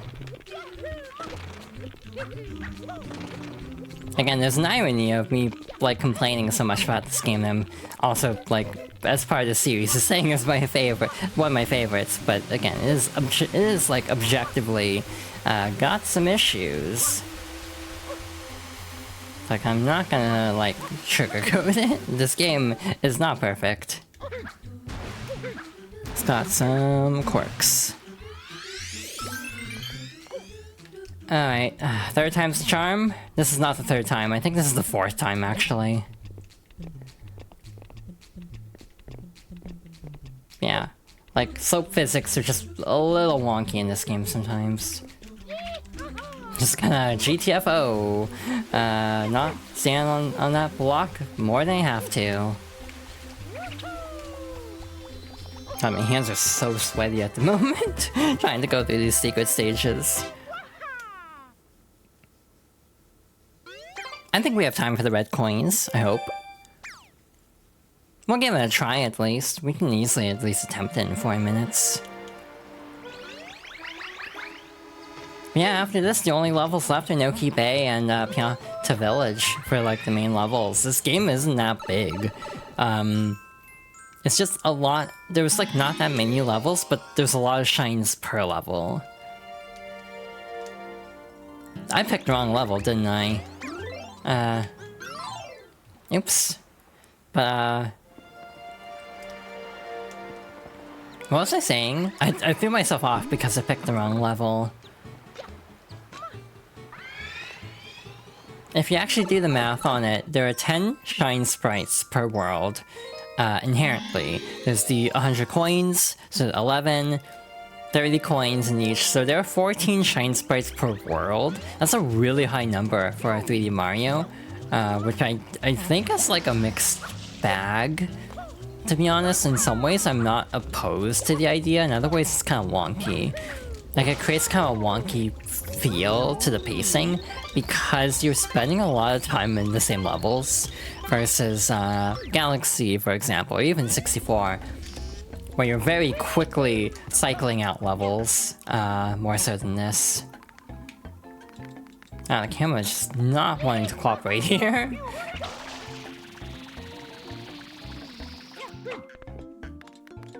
Yeah, but different gameplay structure, different identity to it, which again is something I find really fascinating to talk about.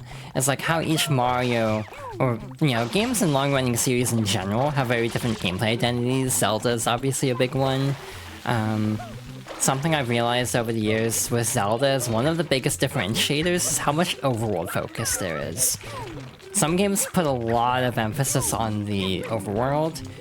Even pre-Breath of the Wild, that's obviously the main example that you could cite.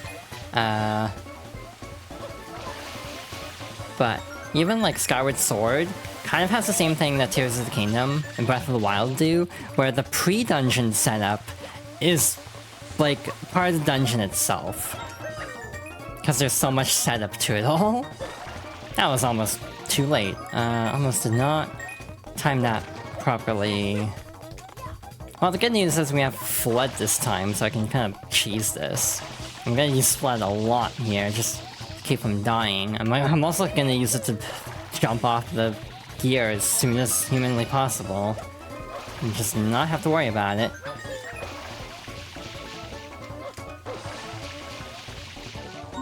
Yeah, like gameplay identity and how each game structures itself is something it's a topic I find really fascinating with long-running series. Obviously Sonic is a big one, because each Sonic game is, like, a lot of different Sonic games have such a unique feel to them.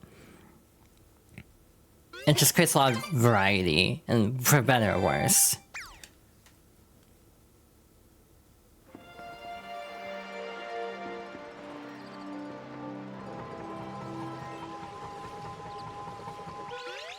There it is. I was trying to queue up the guide, but yeah. We have 50 seconds till the ad starts again, so I think we'll just pause here for a moment. And then when we come back, we will see how much else we can get done in Savannah Beach. I would like to be able to finish it up in this stream, but an hour is pushing it, because there are some pretty involved shine sprites at Savannah Beach. Yeah, we'll be back shortly. I am back, but I'm currently researching something while the ads finish up. So, this game has a unique glitch. There's a clip here in an upcoming stage where you can basically skip a long-ass sequence that you have to do twice. So I'm gonna opt to do that. Damn, that is way easier to do than I remember it being. So we'll definitely be skipping that. You know, it occurred to me also, because of that, we didn't actually fight Monty Mole yet. We skipped the fight both times. You have to like pick up the bombs and throw them back at him, but we'll do that. After.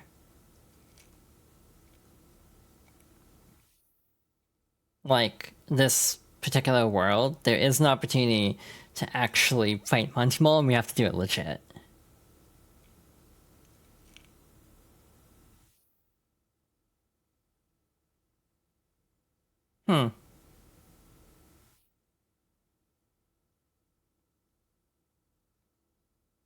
I am also reading some other stuff on the side while ads finish up. Nothing I'll talk about because it involves like leaks and stuff, but interesting. Luigi's Mansion was added to the Nintendo Music app. That's neat. Kind of weird to have that in like not October though, in all fairness. Oh, Fortnite. I haven't talked about Fortnite all stream. I'm almost shocked by that. Anyway, hi! We're back from ads. I was just kind of scrolling and chatting a little bit. Nothing overly critical. We're just double checking some things that I would like to show off soon. I should have turned on the light before I forgot. Oops. But either way, I guess we'll hop back to it then. This level is interesting. It is a bit of a maze, in essence, because you have to like go around doing all sorts of tasks. Not a maze, but like, it's sort of designed to like force you around the entire area, essentially. Like, you have to go through the entire hotel to get this practically. Ah, dear Mario, please come right in. Do I sense some reluctance? Come now, don't dawdle. I'll dawdle if I want to. So there's a Yoshi over here. We need Yoshi to get to the Shine Sprite. However, it's a whole ass ordeal because the Shine Sprite is at the top floor. And it's being guarded by a Pianta who doesn't want anyone coming into the pool. So what that means is we have to find another way to the pool, which involves going through a crack in the ceiling up there, which involves having to go through the attic, which we need Yoshi to get through. So you're supposed to talk to everybody and they'll like help you. They'll basically give you subtle hints of where to go. I know exactly what to do, which should probably not be a surprise at this point. You then spray the portrait of the Boo. Like so. Then you have more boos. I almost think these boos look more stoned than anything. I've had to like describe the face that these boos are making. I think it's like stoned is how I describe it. These boos are interesting. They don't behave like any other boo in the series. Because they don't aggro you very much at all, but they only become visible if you like they actually intermittently become visible, but you traditionally have to spray them with water.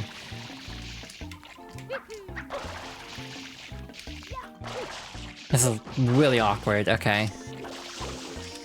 So then you ground pound this and we're home free. Ow. And the boo's disguise is cleans a lot, that's another thing to keep in mind. But this Yoshi only wants pineapple. So you have to get the pineapple from the storeroom for the Yoshi and then make your way up. There's actually no green Yoshi except when he's fading out. He'll briefly flash green. Which is weird. Again, this Yoshi behaves like no other Yoshi in the series. So now that we have Yoshi again, I'm just kind of skipping all the explanations. There's actually a way to clip here. Like, use a banana, toss it against so it hits the ceiling, so its hitbox is present, and actually can push Mario through this, like, wall. This is not the speedrun trick I was looking up earlier, therefore I am not going to demonstrate that. Wait, what? Huh? I should have paid more attention to where I'm actually going, now that I'm thinking about it. I think it's this one over here. You can see the boots looking stoned as well, yeah. Yeah, there's always both.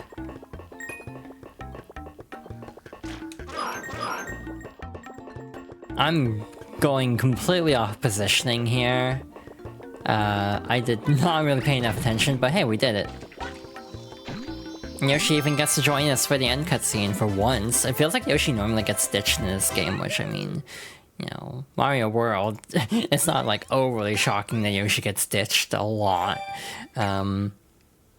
Story of his life in this series, typically not, you know, in this game dropped into a pit at least, so, you know, mild improvement. I'm gonna do something weird, I think. I think I'm gonna get the 100 coins out of the way now, just so I don't have to worry about it. And so I have a better gauge of time, of like how we're doing, I guess. And because of that, I think I'm actually going to get most of the outside blue coins now. I say most because some of them can't be gotten yet. Some of them are only in episode 6. Well, 2 of them are. I'm also gonna be like spraying the beach like before because there were coins that way. So might as well check for those. There's actually a lot of blue coins that only appear in episodes like 7 and 8 in this game. Or in this world. There's one on the beach, the one between the chairs, the back wall of the hotel. So I'm just gonna kind of be going around doing this, just to make sure I'm not missing any coins on the ground. There's also a lot of coins and torches. Not really any on top of trees this time. To be fair, there are more coins probably in the ground for the Manta fight, because it's a Manta fight. They want to make sure you have enough health for it, but don't really need to give you that many coins beyond that. So now we're not getting anything here is not overly shocking. Oh, well that was disappointing, but there, one up. This one runs from you for whatever reason. Some actually just stay in place, others will like actively chase after you, like, you know, Mario 64 Green Demon challenge, but some will run away, which is weird. Another thing that's really aggravating is the torches are inconsistent. Oh, I didn't mean to get that blue coin, but it's fine. Second torch from the left. That's fine. But sometimes you have to spray them for like a really long time. Other times you can just barely tap the flame, and that's still enough to get the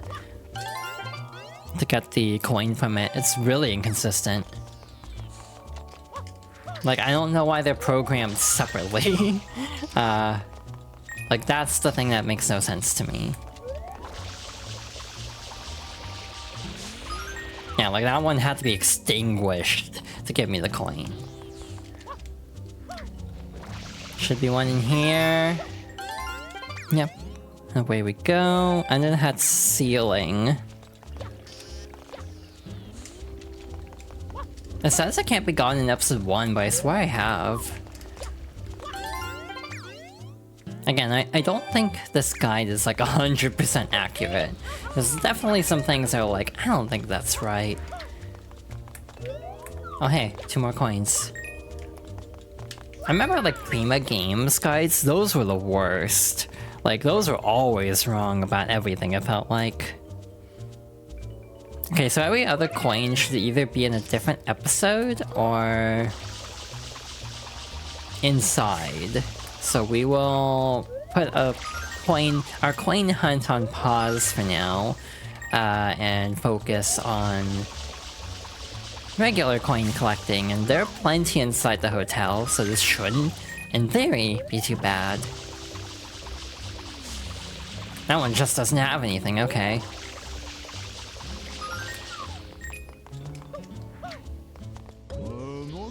Well now, Mario, you really should drop by the casino. I'll let my boys know that you're coming. Come on now. Hey, so a fun thing, we'll be seeing all this dialogue 2 more times. Because we have to go back here 2 more times for other things later on. Because there's a secret, and there's also the red coins, as always. Let's go gambling, aw dang it. We actually might not go gambling.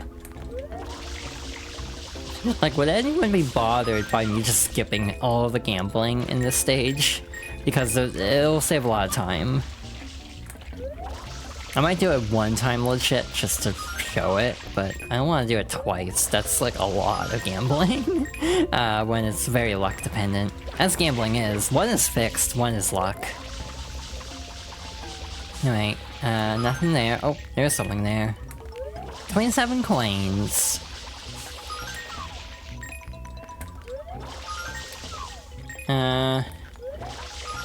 Also, like, using Y to actually zoom in is gonna be nice again, because in 3D All-Stars on the Pro Controller, you have to press in the right stick to zoom in. But yeah, I assume it'll be the original button layout on NSO, which I prefer. I can't wait to play the NSO version and completely forget, oh yeah, the controls are like they used to be, so now I'm screwing up in the opposite way. Also, this character will just consistently get mad at you for going into the wrong restroom.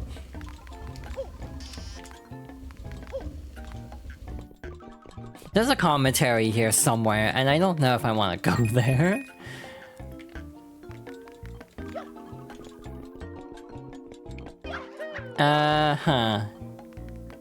There should be a blue coin in that ceiling light, but we'll get that some other time.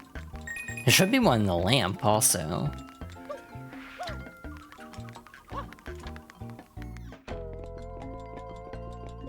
Let's see, all these coins over here. We're at 50 already. We can probably just go straight to the casino, but I'm gonna look around a little bit more, just in case. Typically, my coin route for this is just do the normal loop through the hotel, from episode 3. Now, one step is harder because the booze are gone. Like, the booze are nowhere to be found, so you can't actually get the, get up to the next floor that easily. You basically have to triple jump and hover. It's really annoying. By the way, these doors are one way. If you, like, leave and come back, you can't do that.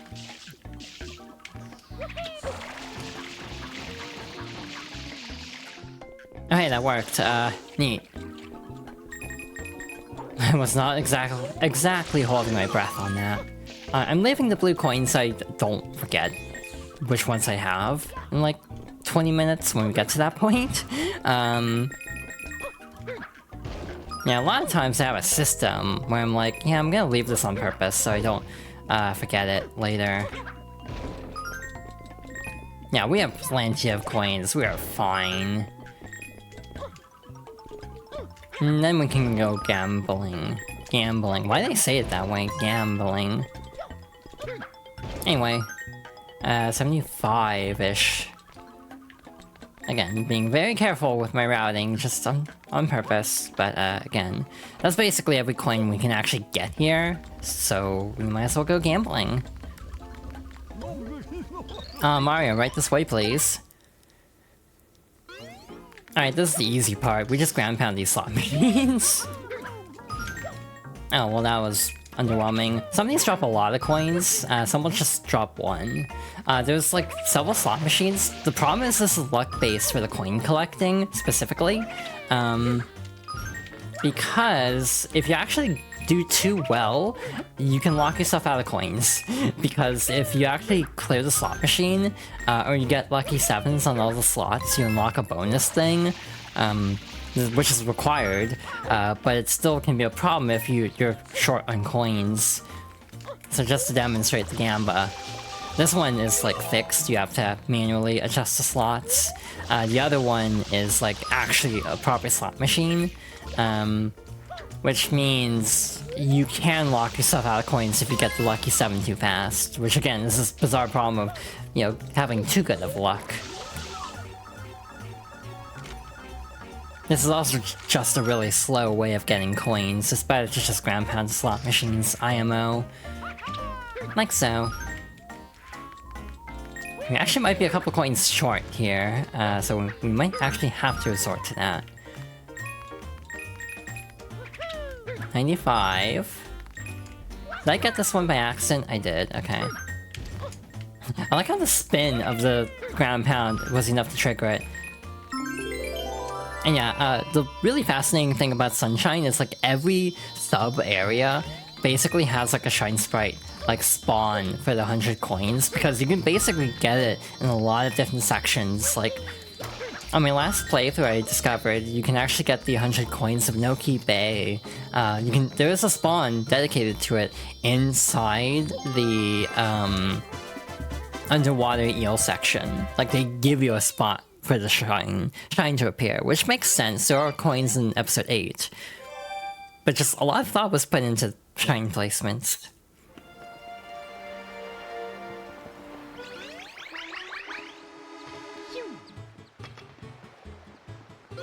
Alright, where we go? Yeah, we can do this in half an hour, I hope. We might go a little bit over for the blue coins, especially. But we'll see how this goes. Because we have the 2 casino levels, the beach again, and then Shadow Mario, and then red coins. So yeah, this shouldn't be that bad to do the rest of this in this stream. So yeah, I'm gonna skip this. I'm very impatient as a person. I say slightly jokingly. Yeah, what you're supposed to do is get lucky 7s on both slot machines. If I had gone lucky 7s first try, it would have been actually kind of miffed. But yeah, you have to do this one manually, which is a lot more work. It's actually really annoying on Switch because of the way the pressure sensitivity works. Because there's a little bit of startup. That startup makes it really hard to actually do. And then you have to do like a flip panel puzzle to open up a door to a warp pipe. So like, I'm gonna skip all that because I'm impatient. So you can jump up here, I think. Wait. Hi Nicole, welcome back. I'm gonna cheese this level. You arrived at an interesting time. As I break into a casino. So yeah, you can land up here, you're not really supposed to.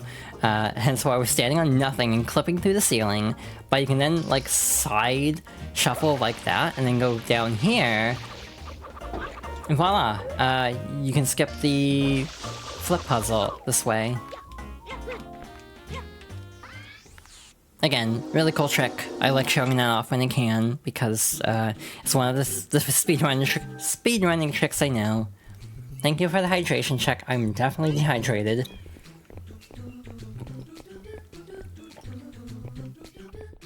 Definitely just spilled tea on the floor, but it's fine.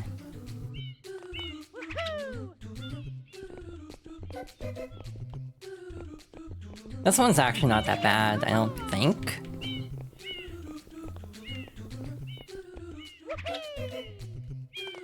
I say as I almost eat it, okay.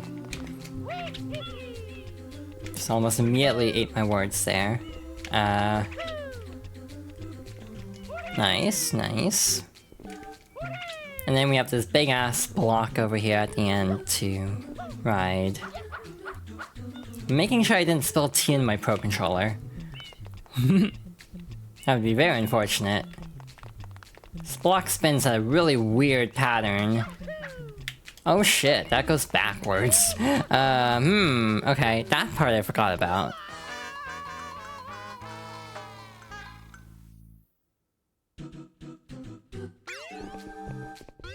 Well, back to 26 lives. I'm so sorry, Star.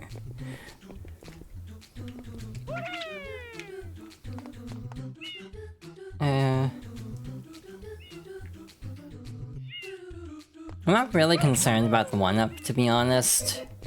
You don't really need it. I say as I almost get crushed.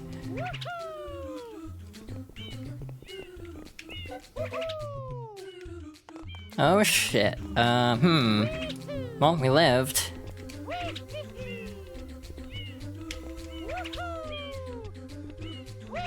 Yeah, I would love to learn Gelato Skip someday, just to complete the list of, like, major early Sunshine speedrun tricks I don't actually know how to perform. Like, I can do the casino skip, so, yeah, I'm mostly just missing Gelato Skip for, like, entry-level Mario Sunshine speedrunning. I'm gonna dry my hand off.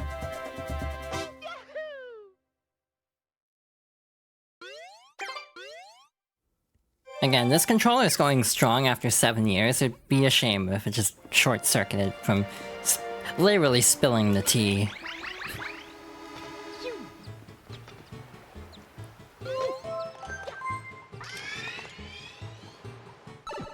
In terms of like gaming stuff, the weird part for me right now is I'm not really like overly jazzed about a lot of things.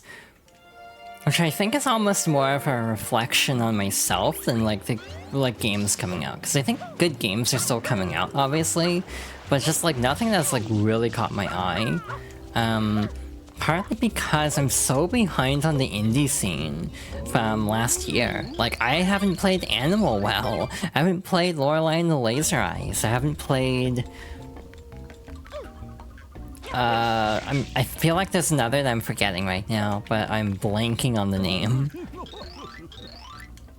Yeah, there's so many indie games I missed last year, so I'm still kind of trying to play catch up. Like, I only recently played Little Kitty Big City, and that was cute. Again, I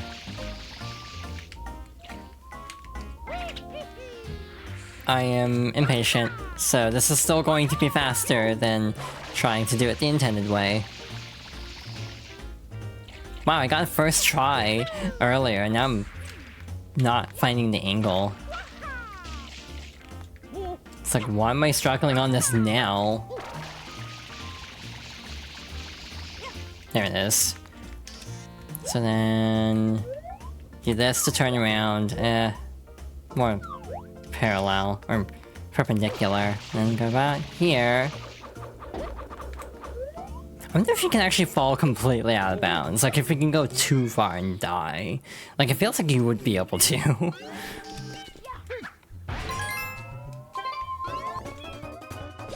Ah, shoot. Bad start.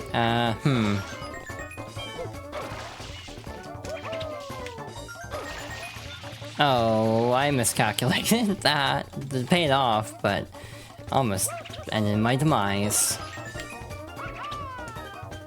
Speaking of my demise, I'm playing Gutsy today. Okay.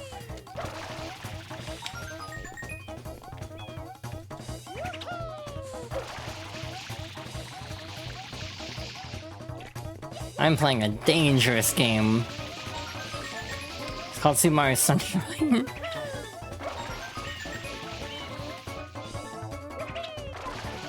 Alright, we're done. We're fine.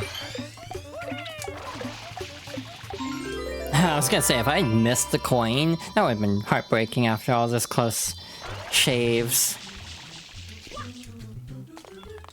Oh, the other thing with NSO that I'm wondering about is camera inversion. Like, will you be able to uninvert the camera for this game on NSO? Because it is inverted, and All-Stars gives you the option. But yeah, I wonder if, like, the NSO app will give you an option to invert the X-axis.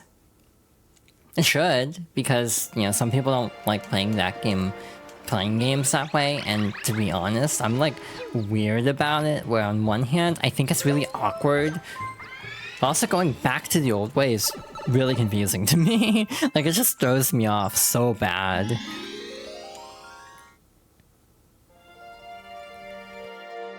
Like, trying to uninvert the controls in a game like this, it doesn't feel right to me, because I'm so used to playing it inverted.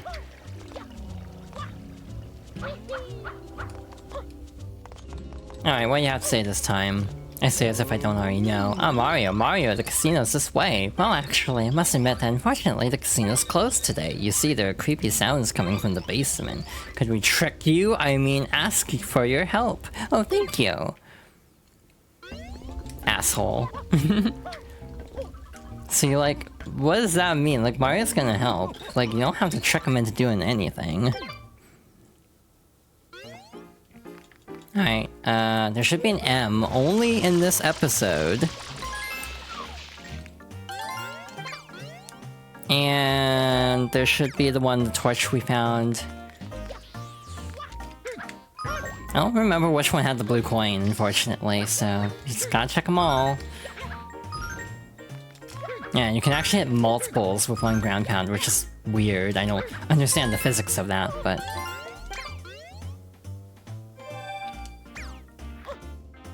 Ground pound the slot machine, put out the torch. Okay.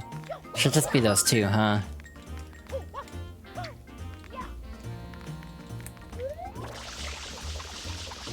And those three, because there's the one on the wall, too.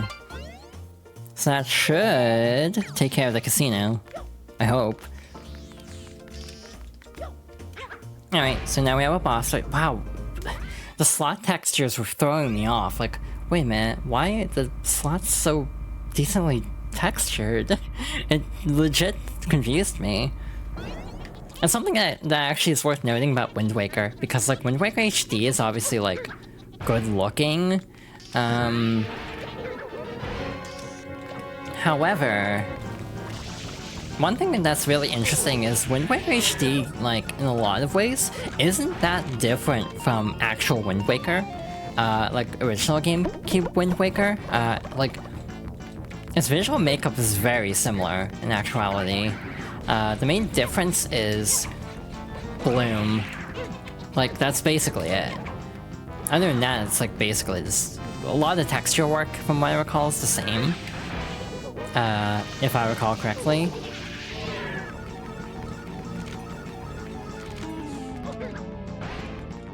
So like, it's mostly just lighting differences.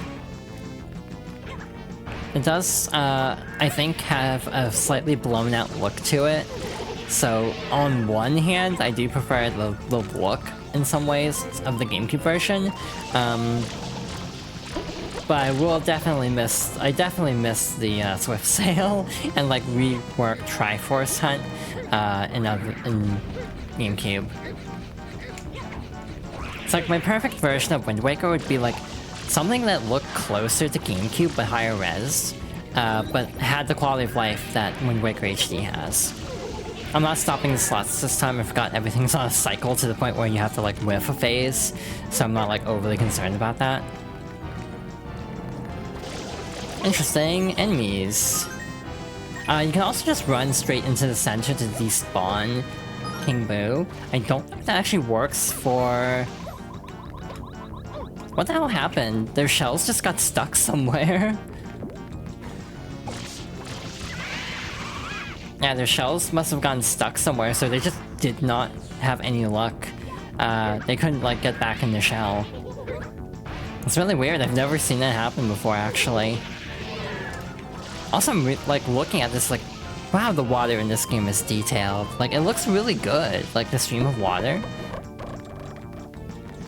Like, again, a lot of GameCube games, this is like the generation, in my opinion, where gaming was really starting to look solid. Like, early 3D is obviously kind of rough around the edges. GameCube onwards is like pretty passable, I'd say, for like looking good still. Like, you know, you can show someone like an N64 game and you can tell it's an N64 game. It has its own charm. However, it is definitely like rougher. Like, you couldn't pass off as like relatively modern. That's part of the reason why the whole like, oh, this looks like a PS2 game as an insult is really dumb, actually. Because like this generation was like when games were starting to really look solid in a way that's like, yeah, no, I will not complain about GameCube visuals. These games still look decent to this day. Like Final Fantasy X, non-HD, it looks fantastic in a lot of ways. Obviously character models are rough, but a lot of things look really good in that game. Mario, we've got trouble. That electric goop is back. Where? Everywhere. Why'd I jump straight into it? I was trying to pick up the barrel, but whiffed. I forgot that B is jump in this version also. But fun story, this is actually harder in the Japanese version. They nerfed it. You have to get like a decent like 90 to 95% of the goop cleared or something. It actually might even be a lower number. It's like really low in NTSC. In the Japanese version, you have to get like everything. To a degree that it was basically unreasonable. So they ended up nerfing it. I don't disagree with that change, to be honest. I feel like if you have to like pixel hunt, that would just be obnoxious as hell. So I do think they made the right call with like making this a little bit easier.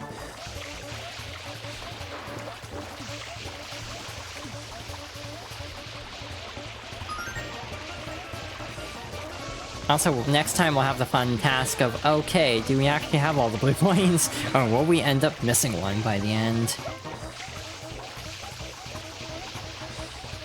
I actually don't know which version speedrunners do for this game. That's another question I don't have an answer to. They probably run Japanese, but again, that would make this level in particular slower, but like text would be faster usually, because like fewer characters.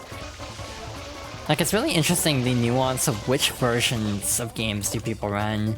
Like, I want to say, like, a PAL version of Wind Waker is run. Wind Waker HD, just because it has the fastest text for some reason.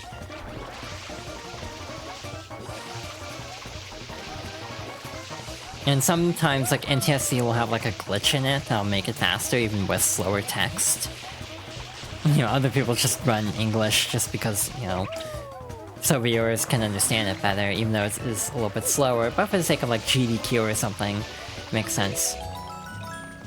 Also, I'm just remembering there was some issue in 3D All-Stars with this mission, with the requirement being messed up. You've rescued me, many thanks, friend. Wait, what? Many thanks, Mario, you saved me. Oh, never mind, it is actually the same Pianta couple both times. So yeah, one is locked to episode 1, one is locked to episode 6. So yeah, you actually do have to rescue these two in both episodes for the blue coins. I forgot it was the same 2 both times. I thought it was the same, so like you could get all 4 in this mission. No, you have to get them spread out, because they are the same Piantas, or no keys in both cases. Again, there's still a lot I don't remember about this game, even though I do remember quite a bit. Wow, that was great. I never expected you to do it so easily. Fantastic, Mario. I actually remember what it was now. I think there's like a glitch and I forgot how reproducible it was. But like, you could insta-clear this level or something. Or like on 3D All-Stars, you could clear this level without cleaning nearly as much as you're supposed to. Like, there's a weird glitch about that. And I don't remember enough about the details to be able to like reproduce that, obviously, but I was hearing about that happening. Alright, so here's where the fun begins. We have blue coins. I did do the casino secret, yeah. I was like, did I forget to do that? Because that would be kind of tragic. Anyway, back into the hotel. Shadow Mario checks in. It's a fun one. I'm also gonna get the last blue coins outside as well, which is only like this M on the wall, I think, for the outdoors ones. Should be, at least. And everything else should be inside. Alright. Mario, there's a troublemaker inside who looks like you. Hurry, get in there. And TSCJ's loads faster? Yeah, that tracks. A lot of times that is the case, though. Which is very interesting to me. Alright, so we are going to ignore Mario, Shadow Mario, for the sake of there being music in this game. There's also fake Shadow Marios. They start to spice it up after this point. Spray the lamp on the 3rd floor, which I assume is this lamp. Yep. Under, let's see, East Room, 3rd floor. How are they defining East? Is an important question to be asking right now. So, the lamp is there. Okay, the pool is this way, so... yeah, they're putting 13 here. That's very easy. Puts 14 in the room next to it. Which again, this is why episode 7 is... episode 7 is, in my opinion, the best for getting the blue coins, because all the rooms are open. So it's a lot easier than having to, like, figure out which rooms are open and how to get there. You can just kind of blitz through all this. Like, no problem. Spraying the bookshelves should be one, yeah. That's 15. Northeast room, second floor. Again, I'm going in order just to keep tabs on everything a lot easier. Again, sometimes I think this guy's order is a little whack. Like, I don't know why they ask you to, or they suggest doing this in the order they do. 16. 17 is literally right next to it. You can also get there by breaking the glass table up above. I'm pretty sure this is the one that connects. And then there's actually the one in here. I'm gonna get this now so I don't forget it. Again, this one makes sense being out of order, I think. So that was 17, so where the hell do they put 18? 18 is spray the skylight. Okay, so that's one at the top. Then I think it goes to the attic from there. Looking at the guide.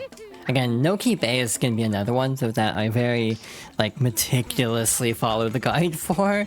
Just because, like, it may not be the most efficient order, but I want to have some kind of checklist order. Because I don't want to screw this up too much.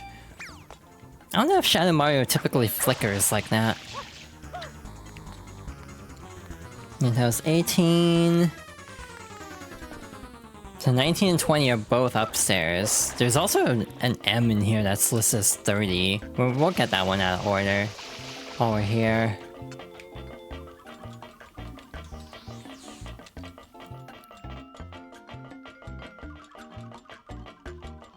Where the hell? Oh, there's the M. Again, I kinda wish they grouped them up by location rather than collectability order. Just because, you know, you'll have to double back a fair amount what the guide order suggested. So it looks like 19 is somewhere over here. Like on this side of the hotel. Or is it just sitting there? Oh, well that makes it a lot easier. I thought it was a boo that was roaming. But I guess there's only one boo. You know, I've thought about the idea of increasing the amount of streams I do, including Tuesday, as like another stream day. I don't know if I can do that actually, just because my voice is shot right now. It's like, yeah, I don't know if I have the stamina to actually do like 2 streams, or like multiple streams a week, like I would hope to do. There we go. That one drops a water bottle. I don't know if it always does that, though. In the crate, southeast room, got that one for sure. Oh, there's coins up in the attic. I should have gotten those too. Not that we had any trouble getting the coins in the 100 coin mission. In the crate, put out the torch in the casino. So yeah, we are on pace. Scribble them on the wall, 3rd floor, and there's the 2 X's. 2 X's, 2 triangles. So yeah, we should be on track, right? Yeah, there's only 4 more. So they should be the 2 conjoined pairs here.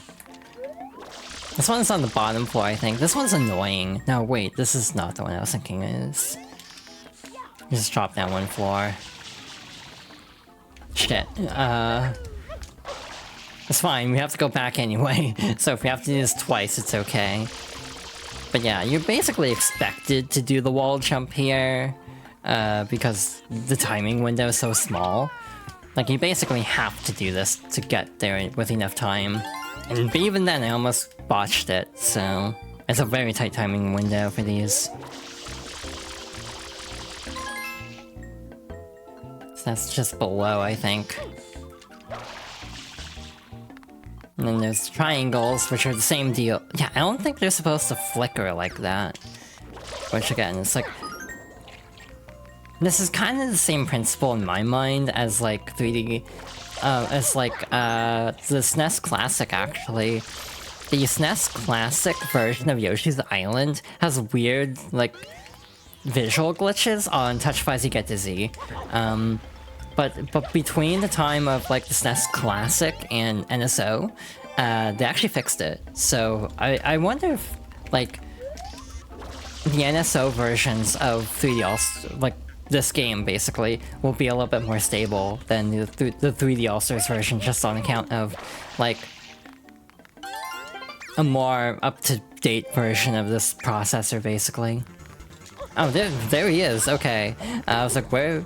I was like, we now need to find the real Shadow Mario, and he's literally standing where we left off. That was very convenient. This one kind of sucks, by the way, because the camera is not the most cooperative. It can be a little challenging trying to pin him down. I usually stop him on the stairs, because you can actually deal a pretty decent amount of damage to him on the stairs. Like so. Yarg, you're so annoying. Normally he's like, I'll remember this, but this is one level where he actually kind of deviates.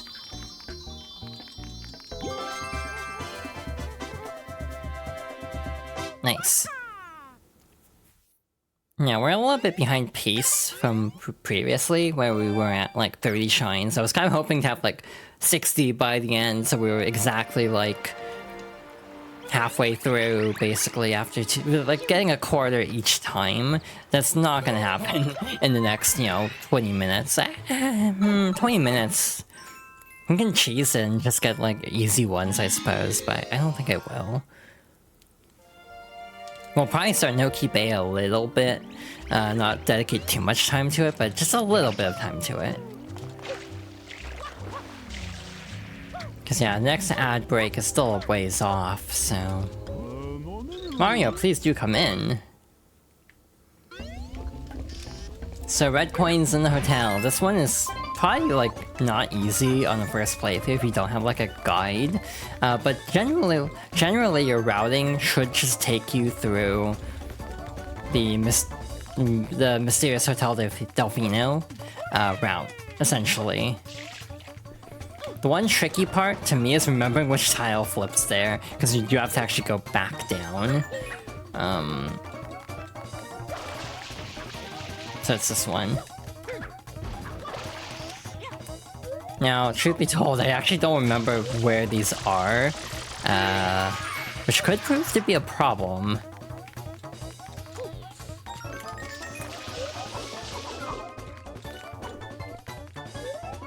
Like, I remember where most of them are, but there's like one or two that I'm like, where is this? Yeah, no, I think you actually have to leave. Oh, I remember now. You have to leave there and then like go through the upper part and then drop down the attic to get to a specific room. And the problem is, which room is it?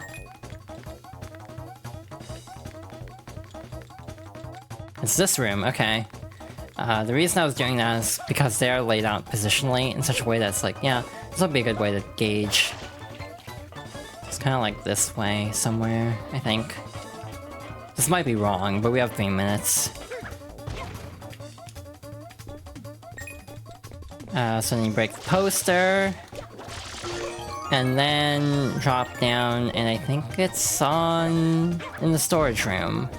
Yep, okay. Not bad. Again, a little tripped up, but not too bad.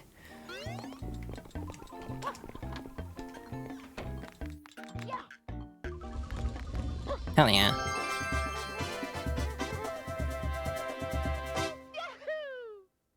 And then there's the fun task of, oh no, we're on No-Key Bay now. No getting out of this one.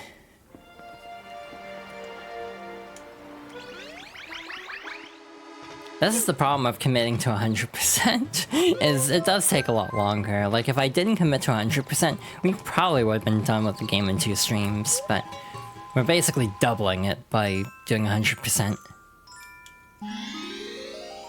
Uncork the waterfall. So we actually have to fight Monty Mole this time. This is one I never did the intended way. When as a kid, like, I always cheese this one.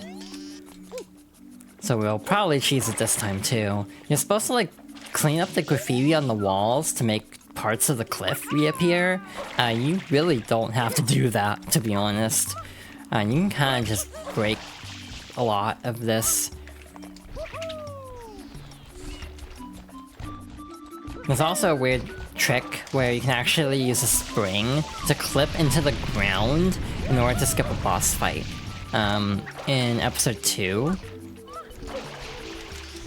I don't know if we'll do that. I don't remember the positioning of that, so because I'm not feeling confident with that, we'll probably just do it the intended way, which is still not short by any means, but not, I think, that difficult from what I recall. But we'll see how this goes. Oops. Yeah, next it might just be a lot of blue coins with Noki Bay. It's like most of them can be gotten in episode 6, I think, so we'll probably spend a lot of time in episode 6 getting all that stuff. Anyway, here's Monty Mole. We actually have to fight him this time, there's no cheesing this. It's also a little bit awkward because he's like far away, you can't really get in close. Which actually can make it a little bit easier, because the problem in the other fight is you can close the lid. So in this fight, he really can't do that, because you can't get close enough anyway to aggro him that way. So like, this is actually easier in some respects. See, now I'm actually wondering about a different way to actually get to the next boss fight. There might be another trick to doing it that's not the speedrun method, but still fast. But yeah, we'll just do it the intended way, just to be on the safe side. Oh yeah, Hotel Torpedo is like the only level with no nozzles. There's no real use for a rocket nozzle. You're inside the whole time. And also, like, there's no turbo nozzle, obviously. There's not enough room. So yeah, it is actually unusual for not having either of the nozzle upgrades. It's the only one that doesn't have either. I think Pianta Village is missing turbo. The boss of Tricky Ruins. This level's hard on the first playthrough, I'd say. I definitely got walled here as a kid, for extraordinarily obvious reasons. Noki Bay is like a pretty sharp difficulty spike, I'd say. Like if you're not expecting it. So the trick of this level is you can spray the walls, have a really loud sound effect play as it moves, and then like wall jump your way up. Sometimes the collision is really wonky on these walls where they will not let you grab onto them. It's really weird and confusing when that happens.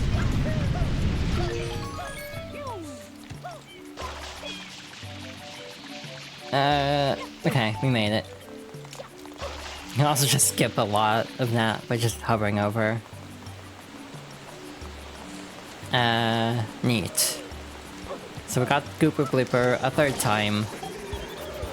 This game could use, like, another boss, because there's so many bosses that just get reused constantly.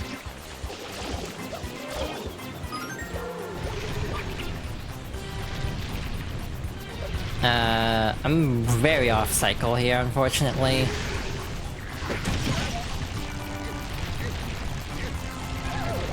Okay. Trying to get back on track a little bit here.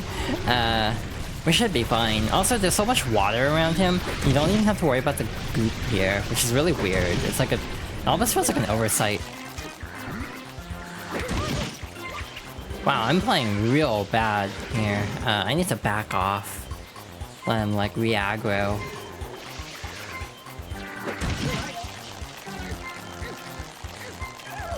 There we go. You can actually move horizontally too while pulling back his mouth, which is very helpful to like maneuver around the goop and everything. There's also jars down here that have blue coins. I don't think you need to get this in this stage. I think you can actually access this in other levels too. So it's not really a big deal missing that.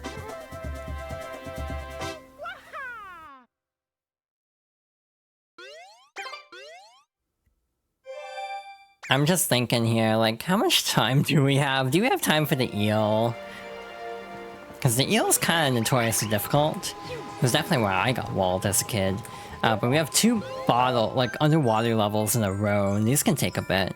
So I don't know if we'll get to the eel this time. Hey, we have a bottle episode, literally.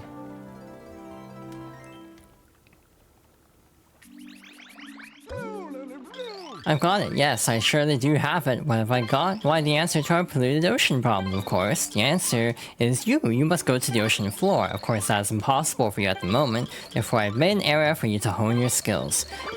Try this and you can stay underwater for much longer. Use that flood to move around and get red coins, but don't overdo it. If you run low on air, here's what you do. Just grab some regular coins to refill your meter, okay? Now shall we get started? Just casually cramming Mario into a bottle, as you do. And now we're, like, floating in the void. Or not the void, the heavens. I don't understand why it's rendered this way. It makes 0 sense to me. You also have these fish that try to drag you down again.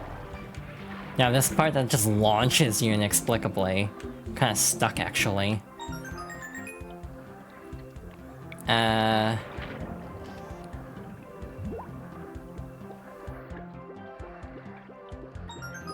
Alright. So hearts are good. Hey, guess who doesn't remember where the rest of the coins are here?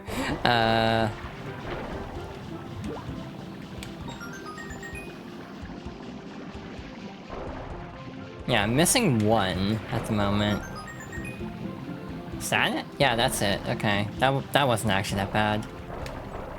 Here I was all worried that this would be really hard and time-consuming. It's like, yeah, no. This was not bad at all.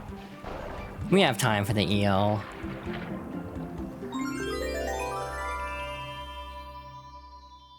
Might actually have to pause ads though, they might... It's like, I don't know how long this will take. I don't think it'll take 10 minutes though. Yeah, I'm like kind of flying through this game. I'm actually, as much as I'm screwing up some things, I am like relatively proud of how well this is going so far. Because again, this is a game where a lot of things can go wrong, I feel. So like that we're getting through this game as smoothly as we are, quote unquote smoothly, has been nice. It's like, I still remember a lot of what I'm doing, which is reassuring to me, as someone who worries about like losing skill sometimes. Haley, mouse dentist.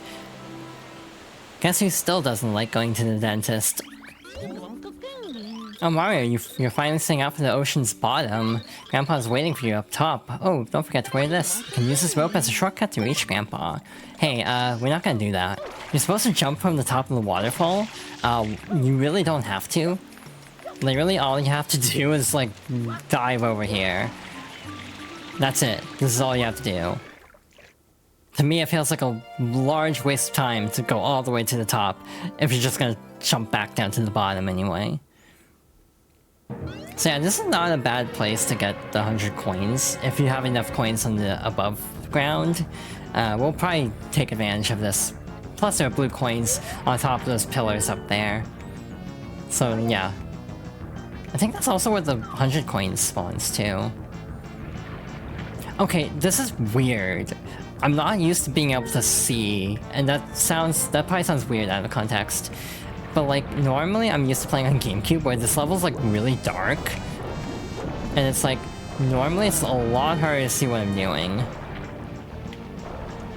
Okay, I don't know why I could not pick up the air bubbles. Me also playing Sonic, any classic Sonic, I don't know why I can't pick up the air bubbles. Gonna grab the coins over here. Kinda sucks that even with like the helmet, you still can't breathe for very long underwater. It's also one of the only games where Mario like has this much trouble swimming, I'd say. I mean like Super Paper Mario where you need a space helmet to go into, or a fishbowl to go into space. Most of the time Mr. Mario is pretty self-sufficient in things. Also, it's weird because Galaxy was the same year as Super Paper Mario, so like within the span of like the same year, you have one game where Mario can breathe in space and another where he can't. Like obviously this is one of those things that just is me being pedantic about game logic, but It's something that always stood out to me is like the juxtaposition of these two coming out at the same time, or like roughly at the same time. If you want to go really fast with this, what you want to do is actually aim down, which is obviously very risky, because if you're not hovering, you can get sucked in really easily. But yeah, you can actually just aim with the,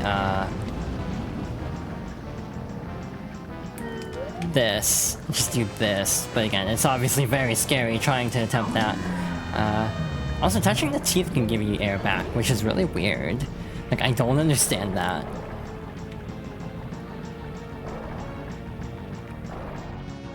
Come on. There we go. One more tooth to go. Can't even see it. There it is. Fuck it. Risk taking. There we go. Risk paid off. Yeah, that was advice I never really took as a kid. Take care of your teeth. Yeah, I was really bad at that.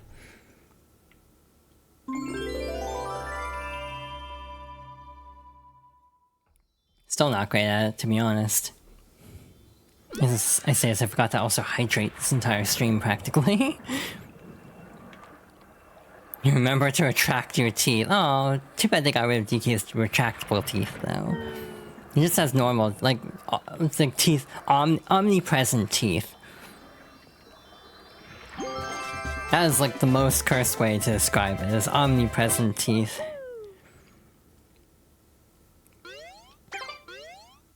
I'm just checking some stuff really quickly. Well, we got to 60 like I'd hoped for. Ads are just about to start running, so that was productive. Next we have the rest of Noki Bay and Pianta Village, which hopefully won't take very long. Fingers crossed, because again, I'm very unconfident with the Noki Bay blue coins. I'm very nervous about how those are gonna go. Truth be told. So yeah, we have to hope for the best with those. Ads are just about to start, so I think I'm gonna start wrapping up here. You might not be able to hear the outro, unfortunately. But hey, thank you all for watching. Thanks for hanging out, everybody. Thanks for the support, as always. If you enjoyed the stream, you can follow. For notifications when I go live, I also have a Blue Sky for updates and a lot of retweeting of fan art and other things lately. There's also a YouTube, Unily Fox for highlights. I need to remember to edit more things, and also Unily VODs for full archives, minus cutting out the intermission screens between gameplay segments. So yeah, thank you all for watching. I don't think we're gonna do a raid, unfortunately, just because I'm out of steam. I'm gonna go rest, but I hope everyone has a good rest of their day. Thank you again for watching, and take care, everybody. Good night.